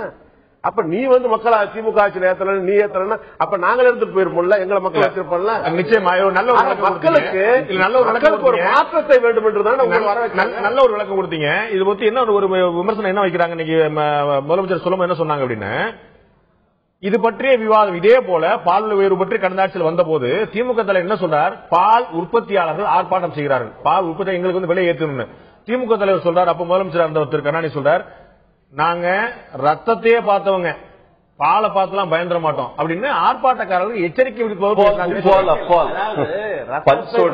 ரத்தத்தில் இருந்து உருவாவதுதான் பால். அது புரிஞ்சுக்க தெரியாதவங்களுக்கு அது ஒரு இது.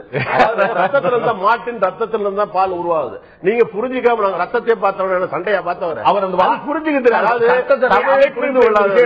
சிலேடைகளை தெரிந்து கொள்ளாதவர்கள் ஆட்சியில வந்து சிலேடை வந்து முன்னாடி இருந்துச்சு, அப்பாலும் பேசுகிறார்கள் இப்பாலும் பேசுகிறார்கள். ரத்தத்தை பார்த்தவங்க என்ன அர்த்தம்? ரத்தத்தில இருந்து தான் பால் வருது தவிர மாட்டை நீங்க ஒண்ணு ரத்தம்ன்ற சண்டைக்கு போயிட்டாரு அவனோட கத்தி எடுத்துட்டு அறுவாள் எடுத்துட்டு வந்தார் கலைஞர். அதெல்லாம் பிரச்சனை.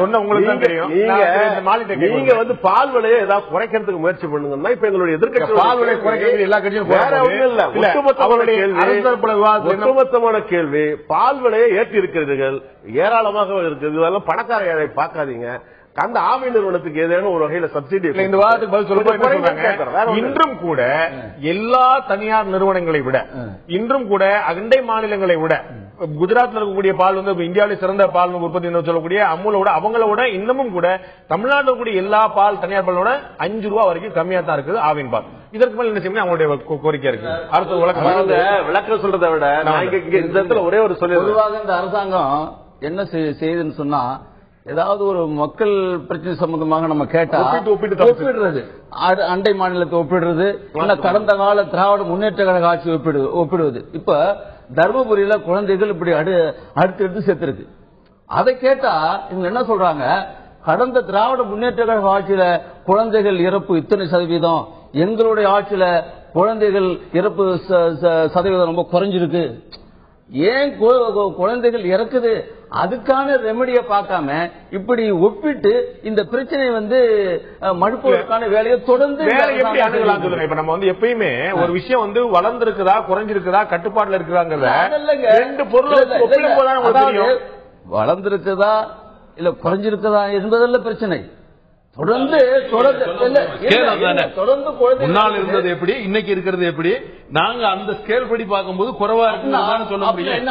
அப்ப அந்த ஒப்பீடு இல்லாம எப்படி இங்க மாத்திரம் இல்ல இந்தியா முழுவதும் யார் என்ன நடத்தினாலும் ஒரு பிரச்சனையை தள்ளுறதுக்கு இல்ல, ஒரு ஒப்பீடு மூலமாக திரு அன்பழகன் சொன்னது போல திரு மாலி சொன்னது போல ஒரு விஷயம், அதாவது திருப்பாண்டு ஒப்பீடு என்பது குற்றங்கள் குறைவது, கொலைகள் குறைவது, காவல் சட்ட ஒழுங்கு குறைவதில் ஒப்பிட்டு பார்க்கலாம்.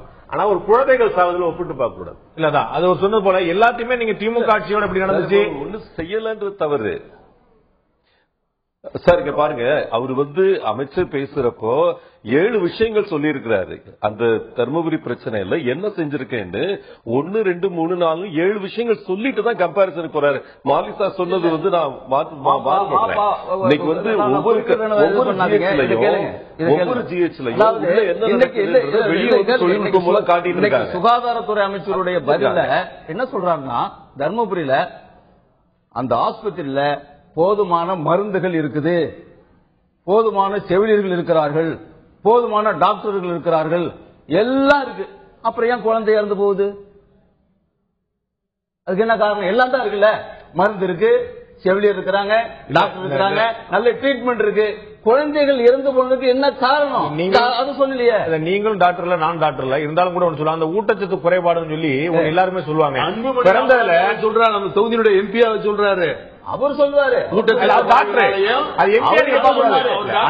அன்புமணி ராமதாஸ் தொகுதி எம்பியா பாக்காதீங்க,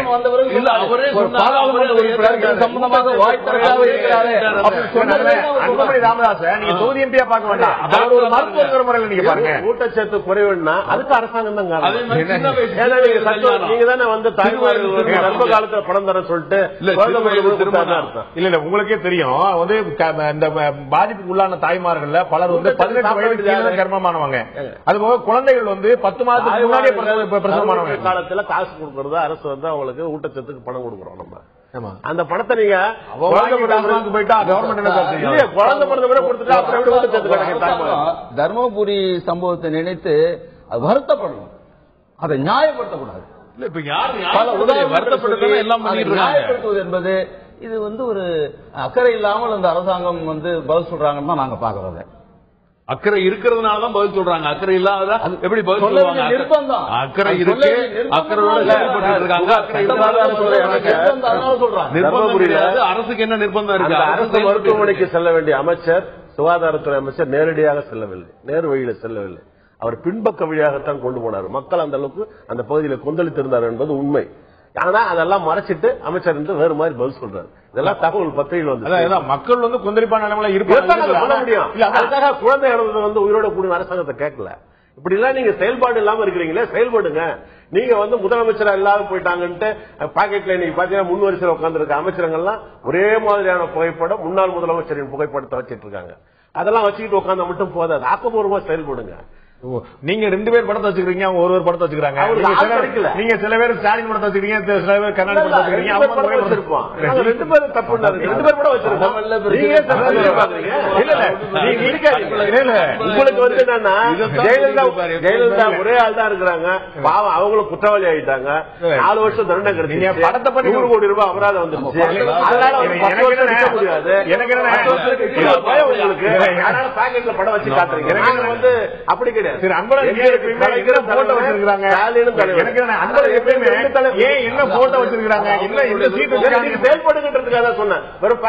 வச்சுட்டு ஷோ கட்டினா மட்டும் போதாது. அசம்பிளிக்கு வந்து செயல்படுங்க. மக்கள் இவங்க என்ன கேட்கறாங்க? எதிர்கட்சியில குழந்தைகள் சாவு அமைச்சர்கள் சொல்றது பண்ணிட்டு இருக்கீங்க. மக்கள் செயல்படுங்க. அவங்க வீட்டை விட்டு வெளியே வர முடியாது. அவங்க வீட்டுக்குள்ளதான் இருக்காங்க. அரசு இருக்கிறதுனால சிறைக்கு போன முதல் முதலமைச்சர் இவங்க. முழுமையாக மக்கள் கேள்வி அப்படின்னு சொன்னா கருணாநிதி ஃபேமிலியில செய்யாத ஊழலே இல்ல. நீ நிரூபிச்சுட்டு வா. நிறைய இருக்கு, நிறைய கேஸ் நடந்துகிட்டு இருக்கு. விஞ்ஞான ஊழல் எனக்கு அவ்வளவு ஞாபகம். நீங்க ரொம்ப அழகா சொன்னீங்க. திமுக தலைவரோட குடும்பத்துல யாரும் வந்து குற்றச்சாட்டு தான் இருக்கே தவிர நிரூபிக்கப்படல.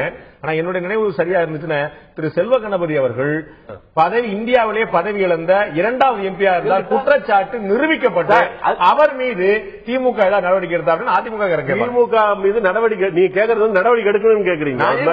திமுக நாங்க வந்து அவரை வந்து ஒதுக்கீடுல வச்சிருக்கிறோம். நாங்க எல்லாம் வெளியில விளம்பரப்படுத்திட்டு இருக்கிறோம். செய்தி மாதிரி திரு செல்வ கணபதி திமுக ஓரம் கட்டப்பட்டிருக்கிறார். ஓரம் கட்டப்படல. நீங்க ஒரு நிகழ்ச்சியில் ஒதுக்கி வைக்கப்படாத நிகழ்ச்சியில கலந்துக்கல அவர். ஏன்னா நிரபராதித்த வந்து கலந்துக்கணும்னு சொல்றோம். அதே மாதிரி ஜெயலலிதா ஒதுக்கி வைங்க. அதிமுக நீங்க அதிமுக விட்டு வெளியேற்றுங்க, கட்சியை நடத்துங்க. நீங்க அந்த கட்சி முடிவு பண்ண நீங்க முடிவு பண்ற மாதிரி. இன்னொரு முக்கியமான விவாதம் வந்து சட்டசபையில் இருந்தது.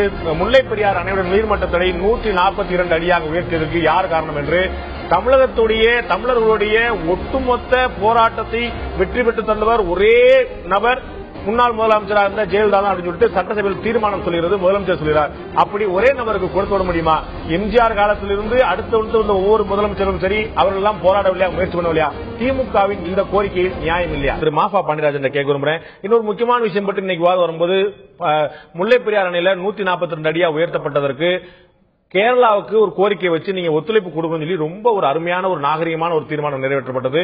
கேரளாவோட முரண்டு பிடிக்காம நீங்க வந்து எங்களோட ஒத்துழைப்பு கொடுக்கணும் சொல்லி ஒரு கோரிக்கை, ஒரு தீர்மானம், நியாயமான விஷயம்.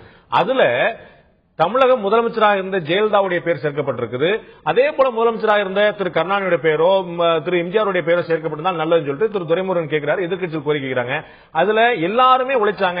பேரை கூட குறிப்பிடாம இந்நாள் முதல்வர்கள், முன்னாள் முதல்வர்கள், ஊடகங்கள், விவசாயிகள் எல்லாருமே சேர்ந்து எல்லாருக்குமே இந்த பாராட்டு போய் சேரும் சொல்லி சொல்ல என்ன தயக்கம்? அது ஏன் ஒரே ஒரு நபருடைய சுருக்கணும்? திரு பாண்டியராஜ். இல்ல 6 பேர் அந்த தீர்மானத்துல பேசி 7வதா திரு துரைமுருகன் அவர்கள் பேச துவங்குற வரைக்கும் அவர் பேசுறப்ப கூட முதல் 5 நிமிடங்கள் எந்த விதமான டிஸ்கார்டும் இல்ல.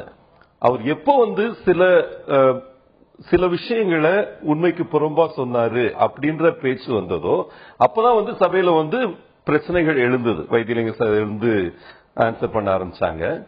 அதுல வந்து என்ன பிரச்சனைனா, அதுல வந்து அவர் சொன்ன கருத்து முதல்ல வந்து ஒரு புரட்சி தலைவர் எம்ஜிஆர் அவர்களை பேர் சொல்லிதான் சொன்னார். அவர் முதல்ல வந்து இது துவங்கியது புரட்சி தலைவர் எம்ஜிஆர் அவர்கள். அதுக்கப்புறம் வந்து என்ன நடந்ததுன்னு சொல்ல ஆரம்பிச்சாங்க. அந்த பிப்ரவரி 27 2006 என்ன நிகழ்ந்தது, அதற்கு அடுத்து என்ன நிகழ்ந்தது, அந்த விஷயத்துலதான் வந்து மாற்று கருத்துகள் வர ஆரம்பிச்சது. அதுவும் கூட ஸ்மூத்தா முடிஞ்சிருக்கும்னு நினைக்கிறேன். தேவையில்லாம அந்த ஒரு டென்ஷன் அதிகமாகி அந்த டயத்துல இவன் வந்து அவர் புரட்சித்தலைவர் எம்ஜிஆர் சொன்னப்ப கூட எல்லாரும் ப்ரொடெஸ்ட் பண்ணாங்க. அந்த மாதிரி வந்து அவையுடைய நிலையே மாறி போச்சு. என்னோட கருத்து வந்து ஈவன் இப்ப முன்னாள் இருந்த இருவரை ரெக்கக்னைஸ் பண்றதோ, முதல்ல கேஸ் போட்ட விவசாய சங்கத்தை ரெக்கக்னைஸ் பண்றதோ அரசாங்கம் பண்ண வேண்டாம்னு நினைக்கலன்னு தான் என்னோட கருத்து. ஏன்னா ரொம்ப ஸ்மூத்தா அது வரைக்கும் போயிட்டு இருந்தது. சபையில வந்து ஒரு பொறுமனதாக இந்த தீர்மானத்தை நிறைவேற்றணும். அப்படி நிறைவேற்றணும்னா கேரளாவுக்கு நமக்கு இருக்கக்கூடிய ஈக்குவேஷனை கொஞ்சம் மாறுற வாய்ப்பு இருக்குன்றதுனாலதான் அவ்வளவு அருமையா போய்கிட்டு இருந்தது. என்னோட கருத்து வந்து அந்த 27/2/2006 வந்த தீர்ப்பு, அந்த தீர்ப்பை தொடர்ந்து எடுக்கப்பட்ட நடவடிக்கைகள், எடுக்கப்படாத நடவடிக்கைகள், அதற்கு வந்து சேர்ந்த விஷயங்கள். முதல்வர் வந்து அதுக்கு ரெஸ்பாண்ட் பண்ணப்ப கூட அந்த ஆர்ப்பாட்டத்தை அனௌன்ஸ் பண்ணாங்க, நடத்தல. அதுக்கப்புறம் வந்து உண்ணாவிரதத்தை அனௌன்ஸ் பண்ணாங்க, நடத்தல. எதனால 2G அப்படின்னு ஆரம்பிச்ச உடனே தான் வந்து சபையில வந்து பிரச்சனை கிளம்பிச்சு. முழுமனதா நிறைவேற்றிருந்தா நல்லா இருக்கும். ஆமா, கண்டிப்பா வந்து அந்த ஆரம்ப புள்ளி அங்கதான். அதுக்கப்புறம் ஆரம்ப புள்ளி வரலையா? நம்ம வந்து எல்லாரோட பேரும் சேர்க்கணும்னு சொல்லி சொல்லும் போது சரி சேர்க்கலாம், சேர்க்க முடியல, இல்லாட்டி புதுவா போடலாம் சொல்லி சொல்லாம உங்களுடைய ஆட்சியில் என்ன ஆச்சு, எங்களுடைய ஆட்சியில் சொல்லி கேட்கல. அவர் வந்து அவர் கேட்கணும் சேர்க்கணும்னு சொல்லி கேட்கலங்க. கண்டிப்பா வந்து அவங்க சொன்ன விஷயம் வந்து, ஏன்னா அவரு அது வரைக்கும் அந்த விவசாய சங்கம் தான் முதல்ல செஞ்சதுன்னு அதுக்கு முன்னாலே கம்யூனிஸ்ட் உறுப்பினர் சொல்லிட்டாரு. அதுக்கு முன்னாடியே வந்து கம்யூனிஸ்ட் உறுப்பினர் சொன்னாரு, பலரும் நாங்க போராட்டம் நடத்தணும், இதுக்காக எல்லாருக்கும் நம்ம வந்து இதை ரெக்கக்னைஸ் பண்ணணும்னு கம்யூனிஸ்ட் உறுப்பினர்கள் இருவருமே சொன்னாங்க. ஆனா அதுக்கப்புறம் வந்து பேசுறப்போ நாங்க வந்து என்ன செஞ்சோம் அப்படின்ற இதை வந்து திமுக உறுப்பினர் திரு துரைமுருகன் அவர்கள் எடுத்து பேச ஆரம்பிக்கிறப்போ உண்மைக்கு புறமான சில விஷயங்களை சொல்லிட்டாங்க. அப்படின்றதுனாலதான் பிரச்சனை வந்ததுன்னு என்னோட கருத்து. என்னோட கருத்து இப்ப கூட திமுக உறுப்பினர்கள் இந்த இஷ்யூல வெளிநடப்பு பண்ணிருக்கூடாதுன்னு என்னோட கருத்து. அவங்க இருந்து இதை வந்து ஒரு மனதா வந்து பண்ணி கொடுத்திருந்தா இன்னும் நல்லா இருந்திருக்கும் அப்படின்றது. அதாவது ஒரு எல்லாரும் இணக்கமா சேர்ந்து செய்யக்கூடிய விஷயத்தை திரு முதலமைச்சர் வந்து பதிலுரையில் சொல்லும்போது கூட சொன்னாரு, வந்து ஏகமனதா அந்த தீர்மானம் நிறைவேற்றப்படணும், விவாதமின்றி நிறைவேற்றப்படணும் தான் விரும்பணும். அதுக்காக தான் அவர் சொல்லும்போது கூட நாங்க எல்லாத்துக்கும் பொறுமையா இருந்தோம் அப்படின்னு சொல்லி அவங்க விமர்சனம் வைக்கிறாங்க. இதுல திமுக தவறு பண்ணிட்டு நீங்க நினைக்கிறீங்களா? அதாவது தவறு பண்ணிட்டாங்கன்னு நம்ம ஒன்றும் அப்படி சொல்றதுக்கு அதுல ஒன்றும் கிடையாது. அதாவது பொதுவாக என்னன்னு சொன்னீங்கன்னா, 152 அடியாக முல்லை பெரியாறு நீர்மட்டத்தை உயர்த்துவதற்கு கேரள அரசாங்கம் ஒத்துழைக்க வேண்டும் அப்படின்னு சொல்லி இந்த தீர்மானத்தில் சொல்லியிருக்கிறது ஒரு கார்டியலா அந்த ஃபீல் பண்றதா நான் பாக்குறேன். நல்ல விஷயம் அப்படி இந்த தீர்மானத்தை சொல்லியிருக்கிறது. ஆனா ஒண்ணு என்னன்னு அந்த அரசாங்கத்தில் நான் பாக்குறேன்னா, இந்த ஒட்டுமொத்தமாக இந்த 142 அடி முல்லை பெரியாறுல இந்த நீர் உயர்ந்திருப்பதற்கு இவங்க மட்டுமே தான் காரணம், இவங்களுடைய வெற்றி, தங்களுடைய வெற்றி தான் இது அப்படிங்கறத சொல்றது அது சரியான அணுகுமுறை அல்ல. ஒவ்வொரு ஆட்சியும் அப்படிதான் சொல்லிட்டு வந்திருக்காங்க. யாராவது ஒரு மாற்று அரசியல் கட்சிகள் அங்கீகரிக்கிற வழக்கம் மட்டும் இருந்திருக்கா? பொதுவாக தமிழ்நாட்டில் எல்லாரும் போராடி இருக்கிறாங்க, எல்லா மக்களும் போராடி இருக்கிறாங்க. மாவட்ட மக்களுடைய ஜீவாதார பிரச்சனை, 5 மாவட்டத்தில் இருக்கிற மக்கள் போராடி இருக்கிறாங்க, விவசாயிகள் போராடி இருக்கிறாங்க, எங்கள் கட்சி உட்பட அரசியல் கட்சிகள் போராடி இருக்கு. அப்ப இதையெல்லாம் அங்கீகரிக்கிற முறையில் அந்த தீர்மானம் இருந்திருந்தா அந்த தீர்மானத்திற்கு ஒரு வலுவான தீர்மானம், ஒரு நல்ல தீர்மானம், ஒட்டுமொத்த தமிழக மக்களுடைய உணர்வை பிரதிபலிக்கிற தீர்மானம் என்று நான் பார்க்கிறேன். திரு அன்பழகன் கேட்கிறேன், இதுல வந்து ஒரு எம்ஜிஆருடைய ஆட்சியில தான் வந்து இந்த இது வந்து நீருக்கு வந்து குறைக்கப்பட்டது அப்படிங்கிற மாதிரி ஒரு சர்ச்சையில கிளப்பி, இதனால யாரால என்ன ஆச்சுன்னு இவங்க மாத்தி மாத்தி அவங்க சொல்ல, அவர்கள் அதிமுக தரப்புல சொல்றாங்க இந்த மாதிரி வந்து ஜெயராம் ரமேஷுக்கு வந்து அனுமதி கொடுத்துட்டாரு, மத்திய அமைச்சராக இருந்தா, சுற்றுச்சூழல் துறை அமைச்சராக இருந்தா ஜெயராம் ரமேஷ் அவர்கள் கேரளா இன்னொரு அணை கட்டுறதுக்கு அனுமதி கொடுத்துட்டாருன்னு சொல்லி அதுவே தெரியாம திமுக இருந்தது. ஜெயராம் ரமேஷை கண்டிச்சு ஒரு ஆர்ப்பாட்டம் நடத்த அறிவித்து 3 விதமாக மாற்றி அமைத்து கடைசி நடத்தாமல் போனது. அப்ப நீங்க தான் தமிழோட உரிமை நிலைநாட்டுறதுல பின்வாங்கினீங்கன்னு சொன்னாங்க. இந்த நீங்களா நானா தூத்து மேமஞ்சில் சொல்லுவாங்க, மாறி மாறி போற சட்டை. இது எதிர்கட்சிகள் வந்து குறைகளை சொல்ற போது ஆளுங்கட்சி மாற்று சொல்வது என்பது ஒரு வகையில ஒரு கடந்த ஒரு 3.5 ஆண்டு காலமா இது சட்டமன்றத்தில் பாக்குறதா.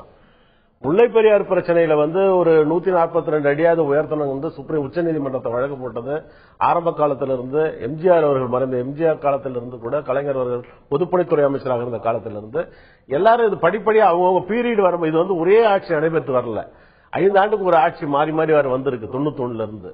அதுக்கு முன்னாடி நிறைய பேர் ஆட்சியில் வந்து கண்டினியூட்டியா இருந்திருக்காங்க. எம்ஜிஆர்லாம் ஒரு 12 ஆண்டு காலம் 77 89 வரையில இருந்திருக்கிறார். அதற்கு பிறகு 2 ஆண்டு காலம் திமுக இருந்திருக்கு. அதுக்கப்புறம் தொடர்ந்து 5 ஆண்டுகள் ஆட்சியில் மாறி இருக்கிறது. முன்னாள் முதலமைச்சர் ஜெயலலிதா அவர்கள் 91-96 இருந்தாங்க, 2000-2006 இருந்தாங்க, இப்ப 3வது முறையா இருக்கு. அதனால அது ஒரு 10 ஆண்டு காலம் தான் அவங்க இடையில இருந்தாங்க. இது ஏறத்தாழ ஒரு 40 ஆண்டு கால போராட்டம். இது இந்த 40 ஆண்டு கால போராட்டங்கிறது, இந்த போராட்டத்தினுடைய விளைவு கேரளாவில் ஒற்றுமையாக இருக்கிறார்கள். எல்லா கட்சிகளும் ஒற்றுமையாக ஓரணியில இருக்கிறார்கள். நாமும் ஓரணியில இருக்க வேண்டும் என்பதுதான் இதனுடைய முக்கிய அம்சம். இதுல 142 அடி இன்றைக்கு 152 அடியாக உயர்த்தி இருக்க வேண்டும் என்ற ஒரு தீர்மானம் சபையில வந்தது. இன்றைக்கு 152 உயர்த்ததிலே சந்தோஷம். ஏன்னா 5 மாவட்ட விவசாயிகள் இதால் பலனடை போகிறார்கள். 142 அடி வந்ததற்கு அவர்கள் பட்டாசு வெடித்து இது ஏகப்பட்ட இடத்தில் இடிப்புகள் வழங்கி விவசாயிகள், ஏன்னா இதுல விவசாயிகள் போராட்டம் தான் முதன்மையானது. விவசாயிகள் போராட்டத்தை வைத்துத்தான் அரசியல் கட்சிகளே இதில் உள்ளே வந்தார்கள். அப்ப அதற்கு பிறகுதான் சபையில தீர்மானங்கள்லாம் எத்தனையோ தீர்மானம் வந்துருச்சு முல்லை பெரியாருக்கு.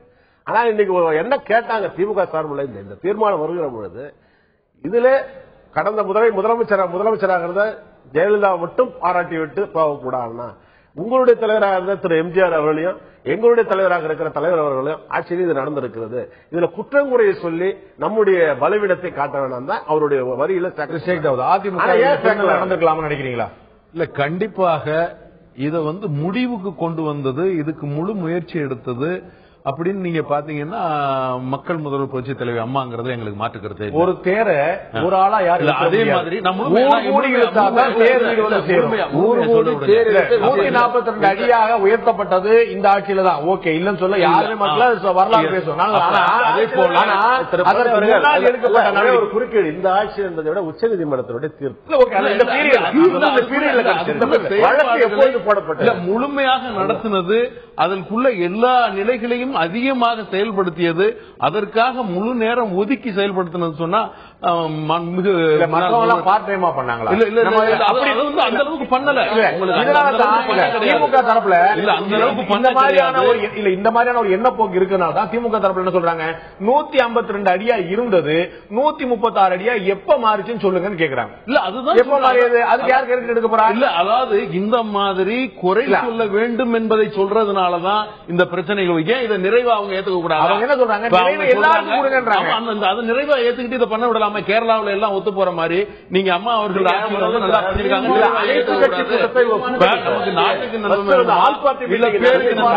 சட்டமன்றத்துக்கு ஒரு தீர்மானம் வரணும். இவங்க ஆல் பார்ட்டி மீட்டிங்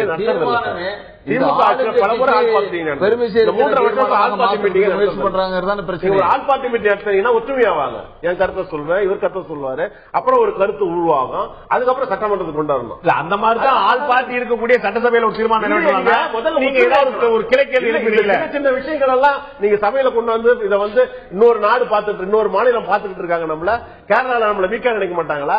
முல்லை பெரியாறு சம்பந்தப்பட்ட விவசாயிகள் எல்லாம் நம்ம அரசியல் கட்சிகளை தப்பா நினைக்க மாட்டாங்களா? இதுக்கு யார் காரணம்? இந்த ஆட்சியில காரணமா போயிடுது. இல்ல, ஆட்சி காரணம் இல்ல, அதாவது எதிர்கட்சியில இருக்கிறவங்க தான் காரணம். அந்த தீர்மானத்தை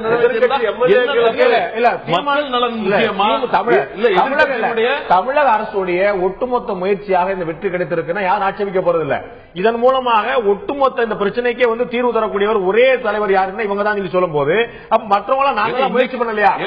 வெற்றி பெற்றவங்க யார் நிலையில இன்னைக்கு வெற்றி கிடைச்சிருக்கு?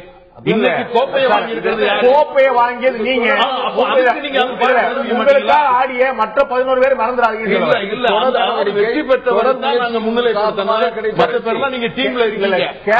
கேப்டன் தான் சார் கப்பு வாங்க. ஆனா அதுக்கு முன்னாடி உழைச்சவருக்கான கோச்ல இருந்து முன்னாள்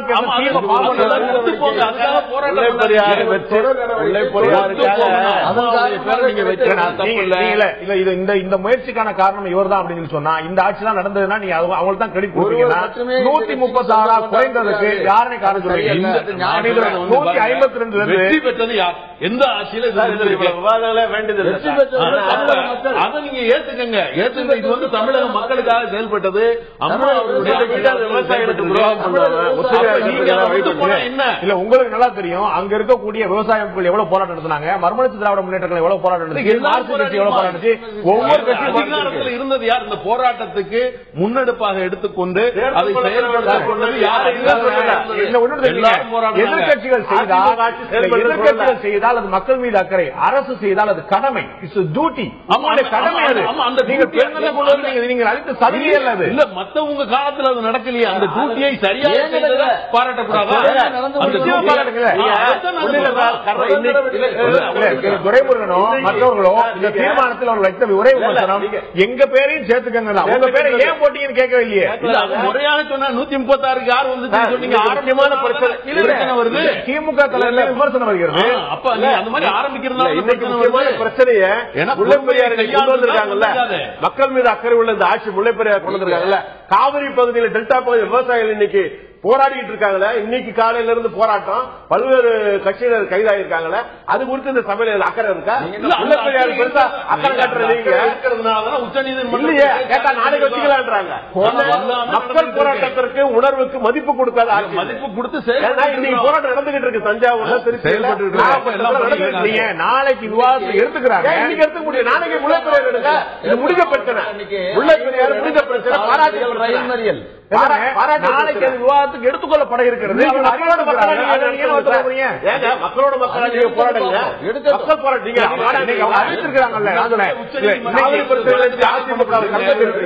உங்களுக்கு தெரியும். முல்லைப்பெரியார் எடுக்கப்பட்டிருக்கிறது, ஆவின் பால் எடுக்கப்பட்டிருக்கிறது, தர்மபுரி எடுக்கப்பட்டிருக்கிறது, 110 எடுக்கப்பட்டிருக்கு. நாளைக்கு உணர்வுகளோடு கலந்து கொள்ளாத ஒரு அதிமுக எப்படி உணர்வுகளோடு கலந்து வந்துட்டு இப்ப வந்து முல்லைப்பெரியார் பாராட்டு தேவைதான். நாளைக்கு பாராட்டிங்க மக்கள் போராட்டம். அன்பழகன் கேட்க நீங்க சொன்னீங்க விதி எண் 110 கீழ் ஏகப்பட்ட அறிவிப்புகள் வந்தது, இதுல எவ்வளவு செஞ்சிருக்காங்கன்னு சொல்லிட்டு உங்களுடைய தலைவர்ல இருந்து பல முறை வந்து 110 ஆட்சிங்கிறதுல இருந்து கடுமையான விமர்சனம் நிறைய வச்சிருக்காங்க. நான் பார்த்த புள்ளிவிவரத்துல இந்த 4 ஆண்டுகள்ல, இந்த 3 ஆண்டுகள்ல முதலமைச்சராக இருந்த ஜெயலலிதா வந்து அறிவிப்பு வந்து மொத்தமா அவர்கள் வெளியிட்ட 110 விதிகள் அறிவித்த மொத்த அறிவிப்புகள் 666. இதுல அரசாணை வெளியிடப்பட்டது, ஜிஓ வெளியிடப்பட்டது. அவங்க சொன்னதே நீங்க சொல்லல, நீங்க சொல்லல.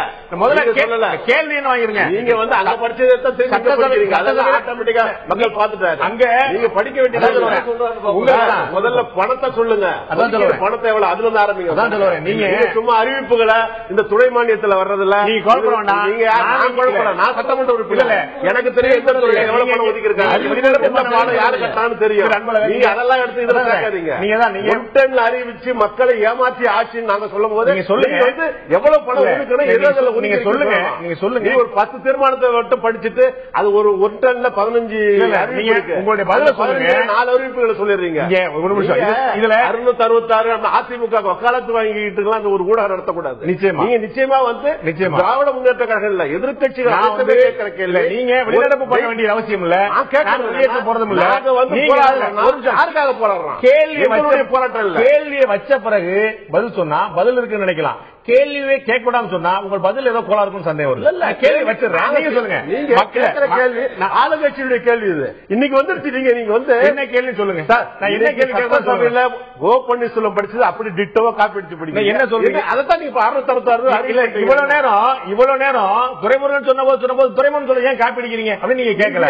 இவ்வளவு நேரம் திரு அன்பழகன் கேட்டதை நான் கேட்டது ஏன் காப்பி அடிக்கிறீங்க? பாராட்டு என்ன நீங்க வந்து குற்றச்சாட்டுல வந்து நீங்க சொல்லக்கூடாது. அன்பழகன் வச்ச குற்றச்சாட்டையும் பதிவு பண்றேன், நான் துரைமுருகன் வச்ச குற்றச்சாட்டையும் பதிவு பண்றேன். உங்களுக்கு பன்னீர்செல்வம் படிச்ச அறிக்கை அப்படியே படிக்கிறதுக்கு இங்க இருந்து அங்க அவையில வெளியிடப்ப பண்ணிட்டு இங்க வந்து உட்காந்து துரைமுருகனுடைய நியாய உணர்வுகளை மட்டும் எடுத்து சொல்லுங்க. அவர் படிச்சு 45 நிமிஷம் படிச்சாரா? நல்ல வேலை நான் என்ன வெளியேற்றிட்டாங்க. மயக்கம் அவ்வளவு படிக்க மாட்டேன். 3 வரி சொல்றேன், நீங்க பதில் சொல்லுங்க. நான் விளையாட்டு கேட்கல, உங்கள்கிட்ட கேட்கிறேன். 666 அறிவிப்புகள் வெளியிடப்பட்டிருக்கு, 537 அரசாணை வெளியிடப்பட்டிருக்கு, 218 முடிஞ்சு போச்சு திட்டங்கள். 666 218 திட்டங்கள் முடிவு பெற்றிருக்கு, 317 திட்டங்கள் தொடருது. இது வந்து அவங்க சொன்ன விஷயம். நீங்க சொல்லுங்க, ஒரே வரியில் சொல்றேன். நீங்க சொல்லுங்க 1/3 பங்கு திட்டங்கள் முடிவு பெற்றுச்சு அப்படின்னு அவங்க சொல்றாங்க. இதுல நீங்க என்ன குற்றம்? இது மொத்தமாவே குற்றம். முழு பூசரைக்காய் சோற்றில் மறைக்கிற விஷயம். உண்மையிலே இந்த தந்தி ஊடகத்தின் மூலமாக நான் இந்த ஆட்சிக்கு சவால் விடுகிறேன். தைரியம் இருந்தால் நான் திங்கட்கிழமை வெள்ளை அறிக்கை வைக்க சொல்லுங்க. இந்த வெள்ளை அறிக்கை வைத்து இதன் மூலம் உண்மை இருக்கிறது மக்களுக்கு அம்பலப்படுத்தினால் எந்த தண்டனை கொடுத்தாலும் ஏற்றுக்கொள்ள நான் தயார். ஆனா இதுல எந்த பண ஒதுக்கீடு அதுல சிலர் செய்திருக்கிறார்கள், சொல்லல முழுதாக நிறைவேற்றி சொன்ன புள்ளிவர தப்பு. வெள்ளை அறிக்கை வைக்க சொல்லுங்க, விவாதம் வச்சு இதே ஊடகத்தில் 1 மணி நேரம் ரொம்ப அற்புதம். நான் உங்கள்கிட்ட வரேன். என்னன்னு 666 அறிவிப்புகள்ல 228 அறிவிப்புகள் முடிஞ்சு போச்சுன்னு சொல்லி சொல்றாங்க. நான் வர ஒரு விஷயம் நான் கேள்வி வச்சுறேன். முடிஞ்சு வச்சு சொல்றேன். அவங்க மக்களை குழப்பாதீங்க சார். இது மூலமா மக்கள் எடுத்துக்குவாங்க. முடிஞ்சு போன விஷயத்துக்கு அன்பழகன் சண்டை போறாங்க. அது கிடையாது. இது நல்ல அறிக்கைங்க. நீங்க இந்த பணிகள் முடிந்தது இவ்வளவு பணம் ஒதுக்கணும். நாங்க குற்றச்சாட்டு ஒரே வரையும் சொல்றோங்க. 42,000 லட்சம் கோடி ரூபாய் ஒதுக்கி இருக்காங்க இந்த 110ல. இவங்க எத்தனை கோடி ரூபாய்க்கு இவங்க பட்ஜெட் மூலமா ஒதுக்கி இருக்காங்க. ஏன்னா பட்ஜெட் மூலமா ஒதுக்காம எதையும் ஒதுக்க முடியாது. அட்வைசரி நிறைய இருக்கு இதுல விஷயங்கள்லாம். நீங்க பணங்க ஒதுக்குறது யாரும் தெரியும். நீங்க பைனான்ஸ் டைரக்டர் உட்காராங்க சார் இதே ஊடகத்துல. உங்களுக்கு தெரியும் கூட்டி பத்துல இவங்க செஞ்சு இன்னைக்கு கூட்டத்தோடு எது கூட்டப்பட்டு தெரியுமா? பட்ஜெட்ல ஏத்தாத விஷயங்களை கூட கொண்டு வரது தான். அது தெரியுமா உங்களுக்கு?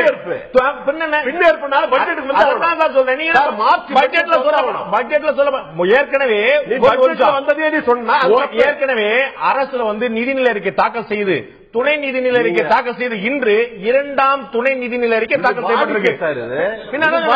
நீங்க பட்ஜெட் சொல்றீங்களே ஒரு நிமிஷம் நான் உங்கள்ட்ட கேட்டேன். முதலமைச்சர் அவையில் அறிவிச்சவர் முதலமைச்சர் ஒரு முதல் கட்ட உறுப்பினர்களை முதலமைச்சர் அறிவிச்சிருக்காரு. இவ்வளவு புள்ளி விவரங்கள் கொடுக்கிறார். அவர் சொன்ன புள்ளி விவரங்கள் திரு அன்பழகன் சொன்ன போல பொய்யாக இருந்தால், உண்மைக்கு மாறானதாக இருந்தால் நீங்கள் இதை கேள்வி எழுப்ப முடியாதா? நீங்கள் நீதிமன்றம் செல்ல முடியாதா? எப்படி ஒரு அறிவிப்பு வந்து ஒரு தப்பு சொல்லிட்டா சட்டமன்றத்தில் நடப்பதற்கு நீதிமன்றத்துக்கு போக முடியாது. கருத்துக்கு இல்ல. இந்த தகவல்கள் பொய் எப்படி சொல்ல முடியும்? நீங்க தகவல் நான் ஒரு எம்எல்ஏவா நீங்க கேட்ட கேள்வி அந்த தகவல் நான் என்ன கேட்கிறேன்? தகவல்கள் தவறானது. இது உண்மையா இருந்தா இது உண்மையா இருந்தா நிதியமைச்சர் அப்படிலாம் சொல்ல நிதியமைச்சர் நீங்க வந்து வெள்ளை அறிக்கை இதுல இருந்து என்ன தெரியுது? அன்பழகன் அவையில இல்ல, நீங்க அவையில இருந்தீங்க. என்னுடைய கேள்வி என்ன, அவர் இவ்வளவு பெரிய பட்டியலை படிச்சாரு, நம்பர் சொன்னாரு.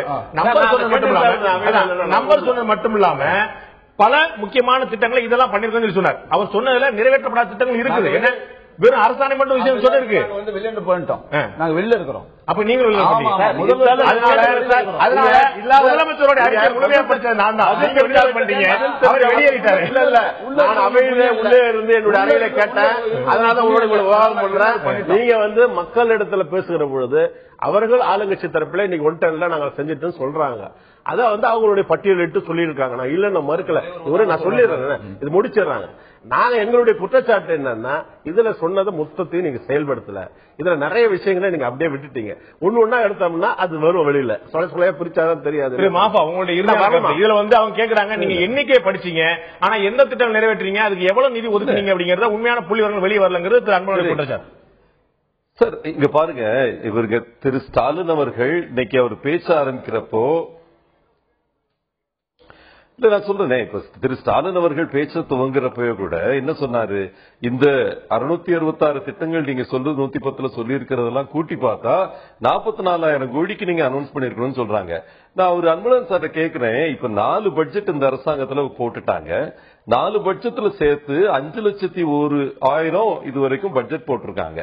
இதுல வந்து திட்டம் சார்ந்த விஷயங்கள் எடுத்தீங்கன்னா 1,00,000 கோடிக்கு மேல இருக்கு இதுவரைக்கும் போட்ட திட்டங்கள். வந்து இன்னைக்கு வந்து 537 ஜியோ போட்டதுல 218 திட்டங்கள் நிறைவேற்றப்பட்டிருக்கு. அதுல 50 திட்டத்தை அங்கேயே படிச்சாரு முதலமைச்சர். 45 நிமிஷத்துல அவர் படிச்சது இந்த திட்டங்களை படிச்சிருக்கிறாரு.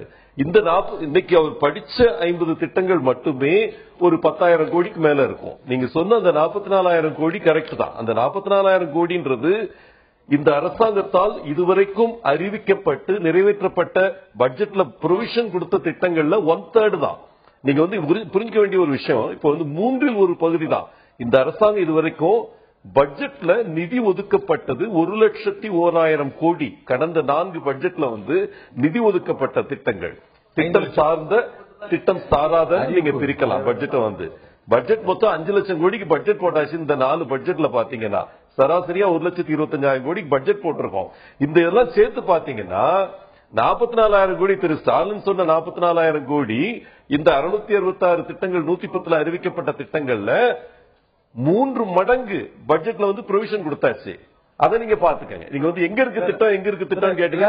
பல திட்டங்கள் 44,000 கோடியில உங்களுடைய கணக்குப்படி நீங்க சொன்ன புள்ளிவரப்படி நீங்க முதலமைச்சர் 10,000 கோடி தான் வந்து நீங்க கூட்டி இருக்கிறீங்க. நாங்க கூட்டணி கூட்டி இருக்கிறீங்க.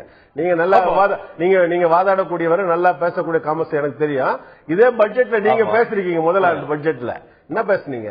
விஷன் 2025 நோக்கி இந்த ஆட்சி போக முடியாது, பட்ஜெட் வந்து இவ்வளவு மோசமான பட்ஜெட் நீங்க பேசல, இதே அவையில நீங்க பேசல. அப்ப எப்படி அங்க அப்ப மட்டும் எப்படி 1 லட்சம் கோடி உங்களுக்கு தெரியலையா? நாங்க கேட்கறது 110 அறிவிப்புகள் இத்தனை. எங்களுடைய கேள்வி 110 அறிவிப்புகள். இப்ப வந்து இவர் செயல்படுத்திருக்கீங்க, நாங்க வந்து மொத்தமா செயல்படுத்தலங்கிறத எங்களுடைய குற்றச்சாட்டு. எதிர்கட்சி சொல்லக்கூடாது அந்த குற்றச்சாட்டை. முதலமைச்சர் ஜெயலலிதா தினந்தோறும் வருவாங்க, 110 வந்து அறிக்கையை படிப்பாங்க, அதை நாங்க கேட்டுக்கிட்டு போயிடணும். மக்கள் அதை இழுச்சவர்கள் அதெல்லாம் கேட்கவே கூடாதா? 111 போட்டு எல்லாத்தையும் நாம போட்டுருக்கீங்களா? என்ன நீங்க வெள்ளை அறிக்கை வைக்க சொல்ல வேண்டியதுதான் ஆட்சி. 44,000 கோடி ஒதுக்கிருக்காங்களா இல்லையா? நீங்க சொல்றது லட்சம் கோடி பட்ஜெட். ஒரு நிமிஷம், பட்ஜெட்ல வரக்கூடிய பணம் 110வது அறிக்கை இன்னும் அறிவிச்சாங்களா இல்ல இவங்க அறிவித்த பிறகு பட்ஜெட்ல ஒதுக்குனாங்களா? என்னுடைய கேள்விக்கு நிதியமைச்சர் பதில் சொல்லணும். இல்ல உங்களுக்கு விவரம் தெரியுன்றதுனால நீங்க அவர் வந்து ரொம்ப தெளிவா சொல்றாரு. நீங்க சொல்ற அவர் நல்லா 10,000 கோடி மொத்தமா சொல்றது 666 திட்டங்கள் சேர்த்து 40,000 கோடி வந்திருக்கணும். முதலமைச்சர் சொன்னபடி 1/3 திட்டங்கள் படி 10,000 கோடி தான் செலவழிச்சிருக்காங்க. மிச்சமும் நிறைவேறும் போது 40,000 கோடி வருதுன்னு சொல்றாங்க அவங்க. இல்ல அதுதான் கேட்கறேன். நீங்க வந்து நீங்க அறிவித்திருக்க அவருடைய கணக்கு எனக்கு தெரியாது. நான் கூட்டுல உட்காந்து நான் என்ன மாட்டி விட்டுறது கூட்டுல அவர் கூட்டியிருக்காரு 10,000 கோடி வந்திருக்கு. 10,000 கோடி அப்ப என்னுடைய கணக்குப்படி 10,000 கோடி தான் இன்னைக்கு முதலமைச்சர் படிச்சிருக்காரு. அப்ப மீதி 34,000 கோடி கணக்கு சொல்ல எங்களுடைய கேள்வி. அப்ப இல்ல அவர் சொன்னதுக்காக எனக்கு தெரியாது, நான் அவர் சொன்னதை வச்சுதான் பேசுறேன். ஆனால் என்னுடைய மொத்த கடை என்னன்னா அறிவித்திருக்கிற அறிவிப்புகளுக்கு இவர்கள் சொல்லுங்க முடிச்சிருங்க. அன்பழகன் சார், இப்ப ஒரு ப்ராஜெக்ட் எடுத்துக்கிட்டீங்கன்னா இந்த 44,000 கோடியில 9 திட்டங்கள் தென் மாவட்டங்கள்ல தொழில்மயமாக்குறதுக்காக 9 திட்டங்கள் அறிவிச்சிருக்காங்க. இதுல வந்து இது மட்டுமே வந்து உங்களுக்கு 10,000 கோடி. ஆனா அதுல வந்து ஒவ்வொரு ஸ்டேஜா போகணும். உங்களுக்கு டீடைல் ப்ராஜெக்ட் ரிப்போர்ட் போட்டு அதுக்கப்புறம் அதுக்கு பினான்சியல் க்ளோஷர் ஆகி வர வேண்டிய திட்டங்கள் அதுல எல்லாமே வந்து எக்கனாமிக் ஃபீஸிபிலிட்டி ரிப்போர்ட் முடிச்சு டிபிஆர் ஸ்டேஜில் இருக்கு. உங்களுக்கு இந்த தென் மாவட்டத்தில்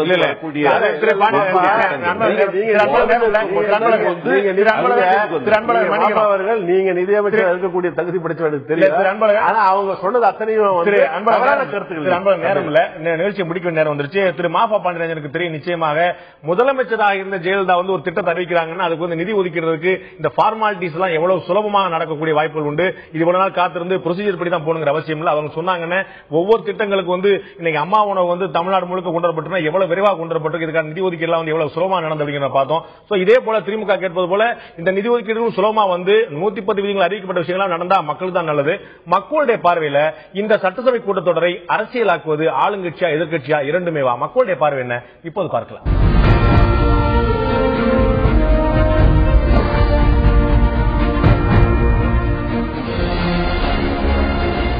சட்டசபை நடவடிக்கை அரசியலாக்குவது யார்? ஆளுங்கட்சியை என்று 46% மக்களும், எதிர்கட்சியை என்று அதே போல் 46% மக்களும் இரண்டுமே சேர்ந்து அரசியலாக்குகின்றன 8% மக்களும் தெரிவித்திருக்கிறார்கள். இரண்டு தரப்புமே அரசியலாக்குகின்ற 8% மக்களும், எதிர்கட்சி அரசியலாக்குவதாக 46% மக்களும், ஆளுங்கட்சி அரசியலாக்குவதாக 46% மக்களும் தெரிவித்திருக்கிறார்கள். நிச்சயமாக இன்று நிறைய இடங்களில் பார்க்கும்போது இன்று வந்து சட்டசபையில ஒரு ஆரோக்கியமான விவாதம் நடந்தது. நிச்சயமாக அரசியலும் கூட இருந்தது. ஆக்கப்பூர்வமான விஷயங்கள் அதிகரித்து அரசியல் குறைந்து கொண்டே போனால் நிச்சயமாக மக்கள் பிரச்சனைகளுக்கான ஒரு நியாயமான விவாதங்கள் நியாயமான தீர்வுகள் கிடைக்கும். அதற்கு ஆளுங்கட்சி ஆளுங்கட்சி எதிர்கட்சி இரண்டுமே பொறுப்பு. மக்களுடைய பார்வையில் அதுதான் நம்முடைய பார்வையாக இருக்கிறது. இந்த நிகழ்ச்சியில் கலந்து கொண்டு கருத்து விருந்தினர்கள் 4 பேருக்கும் நன்றி. பார்த்த உங்களுக்கும் நன்றி நண்பர்களே. மீண்டும் இன்னொரு நிகழ்ச்சியில் சந்திப்போம். அதுவரை நன்றி, வணக்கம்.